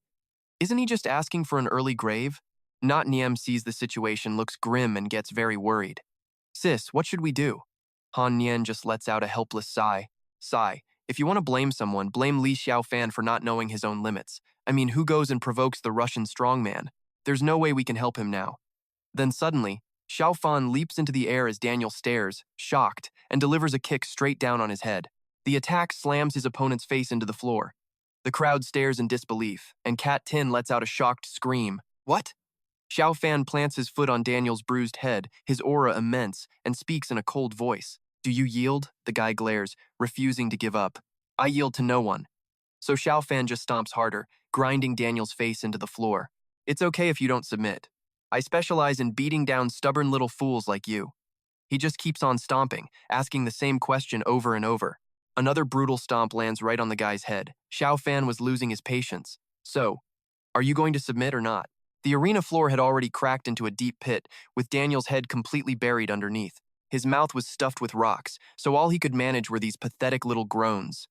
Xiaofan just smirks. Yo, Songji Tin, you seeing this? So, this is the master you were talking about, currently being used as my doormat. Anything else you'd like to say? His words sent the guy into a full-blown rage. Don't get cocky, Li Xiaofan. This is just the 7th of 100 trials. You've still got 93 to go. You're dead meat. He boots the defeated Daniel aside, calling out, next. The sweaty announcer, Bon Vu, rushes to start the next round. The 8th stage of the 100-man challenge begins. Lu Luang immediately charges Xiaofan, yelling, let me teach you a lesson. And he's immediately met with an uppercut to the chin, sending a few of his teeth flying out of his mouth. Xiaofan sends another opponent flying with a single hit, his expression not changing in the slightest. He just coldly remarks, too weak, next. The next challenger, Allah, leaps in with a knife, screaming, die. The guy channels power into his weapon, bragging, kid, you're dead meat. I am the assassin, Allah. My speed is unmatched, it's too late to run. And then Xiaofan just teleports behind him, easily dodging the slash, which leaves his opponent stunned. What the? The dude just stares ahead, totally baffled. Where did he go? He sends Allah flying with another hit. Is that your unmatched speed? Pathetic. Banvu just keeps sweating as he makes the next announcement. The 10th stage begins, but Xiaofan's had enough of this. He's done wasting time fighting them one by one. He cracks a defiant smile. Let's not drag this out. The rest of you can all come at me at once. Hearing this, the audience is convinced he's totally insane. What? All of them at once? This kid fights a few rounds and suddenly thinks he's some kind of god? The crowd starts buzzing amongst themselves. This guy is way too arrogant. No, he's not just arrogant. He's arrogant on a cosmic scale. A few people start laughing, ready to see how this punk gets himself killed. Lian Yu just covers her ears in annoyance. Every time her master starts showboating like this, it gives her a headache. She puffs her cheeks, pouting. I told him to let me fight, but no, he had to take on everyone himself. Now there's nothing left for me to do. Gei Xing smirks, thinking, Xiaofan must have a death wish. Well, Li Xiaofan, you asked for this. I guess I'm about to see what it looks like when someone practically begs to die. Then he turns to Banvu, shouting, What are you spacing out for? The guy said what he said. Hurry up and get the rest of the fighters up here. But the poor announcer hesitates, looking worried. I can't make that decision on my own. We've never had a match like this. I need to get instructions from young Master Tai. Suddenly, a new voice echoes through the hall. There's no need to ask. I approve. Taizhou appears with a smile on his face. Your name is Li Xiaofan, correct? You seem to be in quite a rush to die, but I feel I should give you a friendly little warning. You're about to face 91 masters. Enough ants can take down an elephant. Even a grandmaster couldn't survive this, let alone a nobody like you. But Xiaofan just replies coolly, You don't need to worry about that. Young Master Tai, if I win, I want to borrow something from you. Taizhou raises an eyebrow. Borrow what? Exactly? Xiaofan crosses his arms, his arrogance off the charts. Nothing valuable, just your head. Let me borrow it. This blatant disrespect makes Taizhou slam his fist on the table. Insolent fool, you want my head? We'll see if you have the skills to actually take it. Taizhou points at Xiaofan and orders his men, begin, send this fool on his way. Instantly, a massive horde of fighters storms the stage, kicking up a cloud of dust that signals a bloody brawl is about to begin. And to really fire them up, he offers a huge reward. Whoever kills this kid today, I'll give him 1 million. But even surrounded by this mob of so-called masters, Xiaofan is completely calm. He effortlessly dodges their attacks, taking them out one by one, even starting a casual countdown. The 11th guy he hits only manages a single yelp. Arg! Xiaofan sends another challenger flying with a kick. Number 12. Then, an elbow strike backwards smashes right into the face of a wannabe sneak. Number 13. A guy in an iron mask named Jing Luo screams, Kid, stop messing around! Everyone, attack him together! This just gets the mob even more hyped as they charge toward him, roaring, Kill him! Yeah, kill that little punk! In response, Xiaofan summons a giant energy hand and just slaps the entire charging group away. Screams echo everywhere. The sheer force of the attack is so strong, it even makes Taizhou's face turn pale. Xiaofan continues to take them all down, one by one, with single blows. Number 36. A clean chop to the neck, and another guy collapses. Number 37. Xiaofan then casually blocks a punch and kicks the guy right where it counts. Number 38. The crowd in the stands is just watching this massacre with their jaws on the floor. Oh my god, is this guy even human? He's a monster. In just a few moments, he's taken down nearly 50 elite fighters. Some people are rubbing their eyes, thinking it's an illusion. Holy crap, am I seeing things right now? Amid the audience's disbelieving chatter, he just keeps knocking them down one by one. Xiaofan's lightning-fast one-hit takedowns are making every single fighter turn pale with fear. The remaining masters start backing away, too scared to charge forward anymore. Seeing this pathetic display, Taizhou completely loses it and screams, Don't back down. All of you get up there for me. He kept raising the reward to rile everyone up. Whoever kills this little punk, I'll give him 5 million. No, 10 million. Hearing that giant sum, the goons blindly charged forward again. But, in a shocking turn of events for absolutely no one, Xiaofan took them out one by one. 98. Then he slammed a palm into another guy's chest. 99. Followed by a straight punch to the final opponent's face. 100. The battle was over, and a whole bunch of masters were lying all over the place. Yinyan cheered. Brother Xiaofan, you're amazing. You're my idol. Meanwhile, Hanren, standing nearby, was completely horrified. This? Xiaofan's cold voice cut through, addressing Tai Chao. I've taken out all of your trash for you. The guy's face went pale as he whimpered in fear. Yeah. He looked up at Tai Chao, who was standing above, a cold aura radiating from him. Are you going to bring your head to me, or do I have to come get it myself? The coward spun around, trying to make a run for it. I admit you've got some skills, but you just wait. I won't let this go. Trying to leave?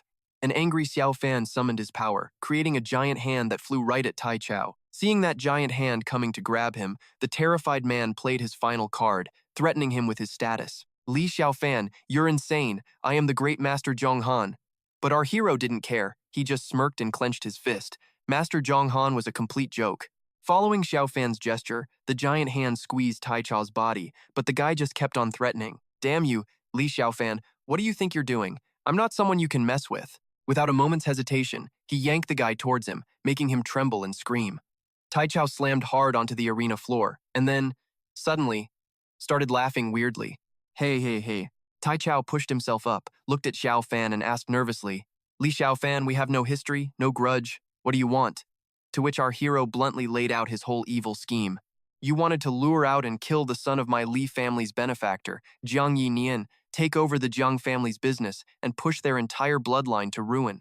And you're telling me we have no grudge? Still playing dumb at a time like this? Even looking that pathetic, Taichao refused to admit defeat and just kept making threats. Li Xiaofan, you're naive, so I don't blame you. What's a tiny little family like the Jiangs anyway? Do you have any idea that I'm a member of the Medicine King Valley? And soon, we will control this entire region. He then spoke as if granting a great favor. I'll give you one chance. Join the Medicine King Valley, and I can pretend today never happened. In response to this unbelievably stupid offer, our hero simply stepped forward and broke the man's leg. Just like you said, I want to tell you, a tiny little Medicine King Valley means absolutely nothing to me. The intense pain made him scream his head off. Taichao clutched his leg, rolling around while still spewing curses. Li Xiaofan, you're dead meat, he shrieked, constantly bringing up the powerful people backing him. Do you know who the Medicine King Valley is? Getting tired of the whining, Xiaofan just broke his other leg. The man's eyes bulged as he let out a blood-curdling scream. Yeah, Taichao's threats weren't really having the intended effect on Xiaofan. I'm guessing you're about to say the Medicine King Valley has a grandmaster protecting it, right? The guy's eyes widened when he heard the correct guess. Taichao struggled to crawl, still rambling on. My master is the Grandmaster Baithu Thui. Once she comes down from the mountain, you will definitely die. Xiaofan pointed right in his face and yelled, Grandmaster? What the hell is that? If she comes, she'll end up just like you, dead. Taichao whimpered pathetically. No, Li Xiaofan, you wouldn't dare. A blast of green energy shot from his finger, and just like that, the senior disciple of the Medicine King Valley stopped moving for good. Witnessing this, the crowd in the stands erupted. Taichao is dead! The owner of the underground boxing ring is dead! Someone shot to their feet in shock. We completely underestimated him. He actually killed a disciple of the Medicine King Valley. This is a huge disaster. They will never let this go. Amid the chatter, Lianyu leaped high into the air, landing on the stage next to Taichao's body. This one's soul is a little stronger than the other wastes. Can't let it go to waste. She opened her mouth wide and took a deep breath. Instantly, streams of golden light flew out of his body and were absorbed. Tien Hao, watching from the VIP room, saw everything. The man held up a mask and smiled. Li Xiaofan, you just keep surprising me. He then placed a ferocious mask on his face and let out a truly demonic laugh. But that's what makes the game more and more interesting, right? He. The crowd below stared, stunned, as Taichao was killed. Cat Tin got nervous and wanted to bolt. Hanran, your brother is fine now, so I'll be going. Suddenly, Xiaofan's voice rang out, scaring him pale. Stop! Did I say you could leave? Cat Tin didn't dare turn around, but still tried to act tough, pointing a finger. Li Xiaofan, what do you want? Hey, this is Han Nam, don't get too crazy. The guy's lackey, He Lei, chimed in. Li Xiaofan, you dare disrespect second young master song? You got a death wish? So Xiaofan, channeling his power, delivered a slap for the ages, twisting the dude's face and making him spit blood. He, Lei, went flying, rolling a few times and groaning in pain. Ouch! Cat Tin's eyes widened with a threat. Li Xiaofan, maybe you haven't heard, but my master is the one and only Grandmaster Chen Xikong of Zhangbei. You'd think he would have learned a lesson from what happened to Taizhou, but nope, this guy just kept running his mouth. You dare act so tough in front of me? My master could kill you with one finger. You believe that? His goons behind him were seriously impressed by this backup. Wow. Second young master song was hiding this card up his sleeve, becoming a student of the great Grandmaster Chen Xikong. They all started trash-talking Xiaofan, Li Xiaofan, you are so dead this time. You better get on your knees and let young master song decide your fate. Grandmaster Chen is on a whole nother level. I've heard nobody dares to mess with him. He could wipe out a rich family with a single word. Killing Li Xiaofan would be like squashing an ant. But when Xiaofan heard the name Grandmaster Chen, he just smirked. Grandmaster Chen, you say? If I tell him to go east, he wouldn't dare take a single step west. Even if he showed up here himself, he'd have to stand in front of me and behave. This total lack of respect for Grandmaster Chen sent the crowd into a frenzy of angry curses. This kid is insane. How dare he talk about Grandmaster Chen like that? Just you wait. From what I hear, Grandmaster Chen is coming to Hannam himself in a few days to meet someone important. Let's see if you're still this cocky then. Suddenly, Shinran spoke up. Li Xiaofan, you fought well today. And thank you for saving my brother Yinian. But you're way too arrogant. Maybe you don't understand what a Grandmaster truly is.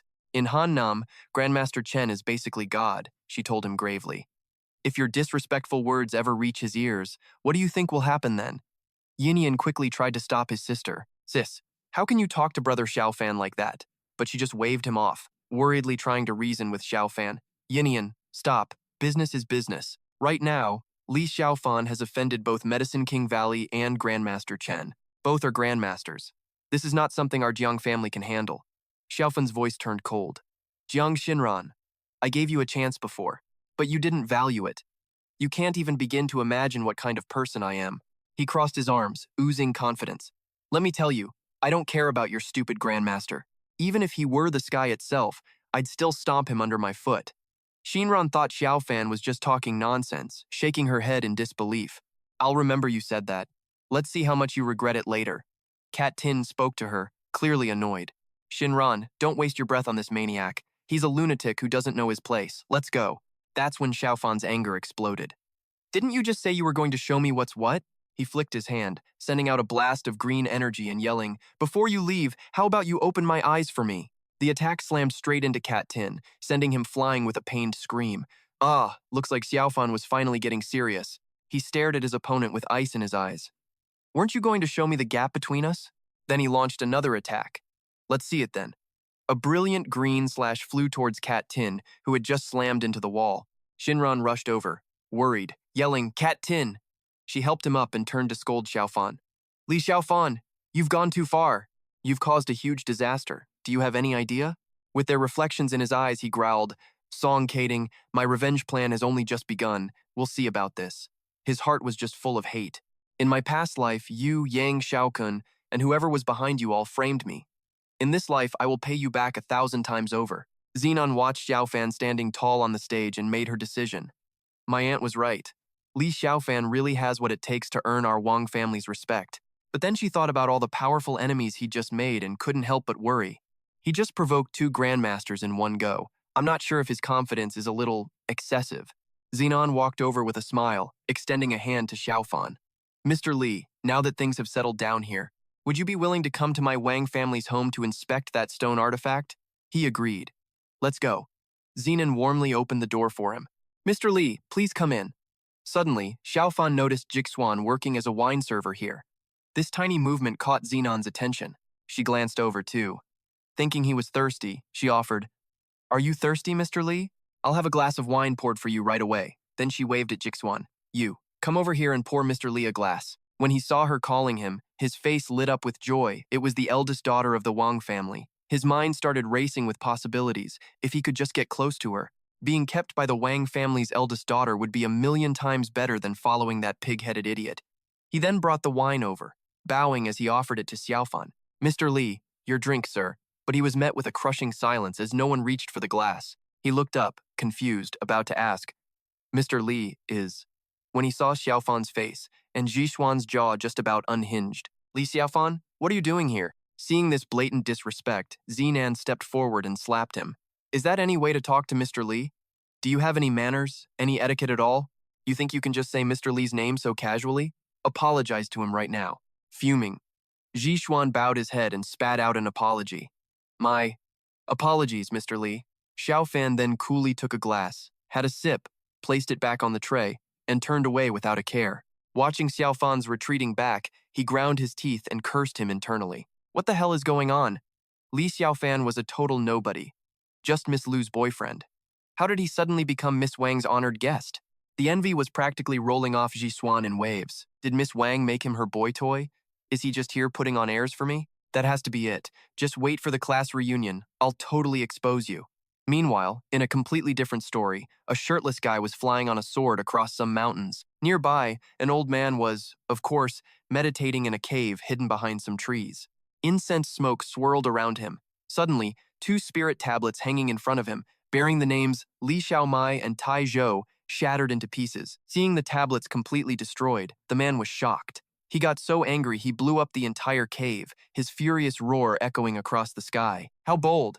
Who dares kill a disciple of me? Bai Shui. He flew out and landed on an adjacent mountain peak. The shirtless man clasped his hands respectfully. Congratulations, master, on coming out of seclusion ahead of schedule. Chu Shui gravely informed his disciple, Tianran, your senior brother Tianzhou has been killed. His student was, understandably, astonished. Senior brother Taizhou was killed? By who? The old man shook his head with a sigh. We don't know yet. Qushui slowly began to pace. As he walked, he said, among the four of you brothers, Taizhou's cultivation was, shall we say, average. But in the outside world, he was absolutely considered a top-tier master, a truly seasoned veteran. He deduced from his disciple's death that he must have run into trouble subduing the four great medicinal families of Hannan. Tianran asked anxiously, Master, what are you going to do? Qushui shot him a look, having already made up his mind. Tianran, you are the only one of my disciples to have reached the Grandmaster realm. He then turned and held up a golden tablet to his disciple. I have a mission for you. Go forth and issue the Tianhai order in my name. I'm about to break through to the 5th realm Grandmaster, so I can't leave. After my breakthrough, I'll go to Hannan and kill this person myself. Tianran stared at the majestically glowing tablet, whispering its name in awe, the Tianhai order. He thought to himself that using this to kill some nobody seemed a little excessive. He disagreed with his master's order. To kill some nobody, you want to issue the Tianhai order? Aren't we giving him too much credit? You know the Tianhai order is for killing people with actual titles. This is just some punk. I can go kill him myself. Tianran was still young and didn't see the big picture, so the old man explained his decision. Killing this person is easy, but issuing the Tianhai order represents the will of our Medicine King Valley. Our Medicine King Valley wants to conquer Hannan. We have to make anyone with other ideas tremble in fear. Understanding Qushui's reasoning, he finally became obedient. I understand. I heard Hannan is hosting a Grandmaster tournament. I'll join in and show them the true power of the Medicine King Valley. Meanwhile, back with Xiaofan, he and Zinan were arriving at a villa deep within a bamboo forest when they suddenly heard the click-clack of high heels approaching. Wang Fei appeared, smiling as she greeted them. Mr. Li, my apologies. I had some business to attend to, so I couldn't come invite you myself. He responded calmly. It's fine. Let's go see that stone artifact. The three walked into the villa, while Lian Yu watched from the top of a bamboo shoot. In the living room, 5 people were already present. They all looked quite old, and one of them praised, it truly is a fine magical artifact. I'm surprised old Su had such a treasure. Lu Liang leaned forward, mesmerized by the object on the table. This artifact is priceless, something money can't buy. I have no idea where old Su even got it. Qi Yue, sitting in the main seat, smiled smugly at their excitement. I got it from an auction. Back then, I spent all of my coffin money just to win the bid for this thing. Qi Yue picked up the artifact, and a powerful golden energy swirled around it. Furthermore, I have spent years constantly nurturing this artifact, making its magical power even stronger. Then, she noticed new people had arrived. Xiaofan's group of 3 walked in, and Qi Yue turned to the princess consort. So, how about it? Your Highness, when do you plan on paying up? 8 billion, and that's the absolute lowest price. She then added, and honestly, that's only out of respect for the prince. If it were anyone else, I wouldn't sell it for that price at all. Hearing this, the princess consort just smiled and gave a little nod. Qi Yue then glanced at Liu Feng, who was sitting to her left, and asked, Master Liu, you're the leading expert on magical artifacts, the big gun. What's your take? The old man stood up, his tone dripping with absolute confidence. Your Highness, I can tell you with full responsibility that this is, without a doubt, a rare, top-grade, magical item. Miss this chance and it's gone forever. The price is more than reasonable. Xiaofan heard this and just smirked, shaking his head slightly. Oh, is that so? That's hilarious, actually. Seeing some young punk dare to dismiss his expert appraisal, Lu Feng got all bent out of shape. You rotten kid, do you even know what you're talking about? But Xiaofan confidently laid out the artifact's true value for all of them to hear. The way I see it, this is just a piece of junk. 8 billion? I'd say 8,000 is too expensive. 800 sounds about right. Qi Yue was absolutely furious that he'd so bluntly insult her family's prized treasure. Her face darkened as she growled, Where did this ignorant little brat come from? How dare you run your mouth like that? Do you have any idea who I am? Clearly, she wasn't about to waste her time arguing with some clueless fool. Qiyue patted the artifact, planning to show off its miraculous power. Fine. Let's open your eyes to what a real magical artifact is. Open your beady little eyes and watch closely. The artifact glowed with a magnificent green light as streams of white smoke billowed from inside, forming the hazy figure of a beast. Witnessing such a miraculous sight, Lu Liang couldn't help but jump to his feet. It's producing a good omen. This is a real magical artifact. Shi Ye turned to Xiaofan to lecture him. See that, kid? And you still dare to talk nonsense? Get down on your knees and apologize to Master Su. Qiyue also gave him a smug, triumphant look. Kid, this is the worthless junk you were talking about. Aren't you embarrassed to even say that? Then she let out a scornful, mocking laugh. Then again, what would a country bumpkin who's never seen the world know about magical artifacts? You've probably never even heard of them. The princess consort saw the argument and quickly tried to mediate. Master Su, please don't be angry. Mr. Li was only joking just now. Don't take it to heart. I'll buy this artifact. Qiyue crossed her arms, still looking annoyed. I'm only selling it to you out of respect for your position. If anyone else dared to speak to me like that, they could forget about this price. But then, she added another condition before she'd agree to sell. Of course I can sell it to you, but this kid must apologize to me. This involves my dignity, and it involves my reputation here. The princess consort looked at Xiaofan, her heart full of hesitation. Well? She then tried to soothe Qiyue's cranky mood. About that. Master Su, could you do it for my sake? My husband, the prince, urgently needs this protective artifact. Can we just let this go? She stared at her for a moment before waving her hand in reluctant dismissal. Fine. For the prince's sake, I'll let this brat off the hook just once. This ends here. A few people quickly ran over to suck up.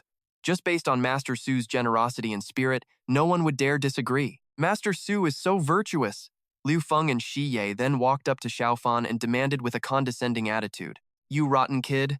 Master Su has forgiven you. Aren't you going to thank her? Only someone as magnanimous as Master Su would let it go. If it were anyone else, you'd be in for a world of hurt today. Faced with the pressure from these old-timers, Xiaofan stuck to his guns. I said what I said for a reason. In my eyes, her artifact truly is worthless. Qiyue, thinking he was just being stubborn, slammed the table in anger. Fine. What an ungrateful little upstart you are. This old lady was kind enough to spare you once, and you're still completely unrepentant. She then pointed a finger in Xiaofan's face, challenging him. All right, then I want to hear it. If you can't explain yourself clearly today, don't even think about leaving this room. The kid calmly began to analyze every feature of the artifact. First, the outside of this bronze vessel does have a few weak magic arrays, but because they've been around for so long, they're on the verge of shattering. If you hadn't just activated that array, it might have lasted for another year or so. Xiaofan continued his assessment. This thing will be useless within a few days of buying it. The arrays on it will gradually disappear, and at that point, this bronze vessel will become just an ordinary antique decoration. Finally, he concluded, an artifact like that, if it's not junk, then what is it?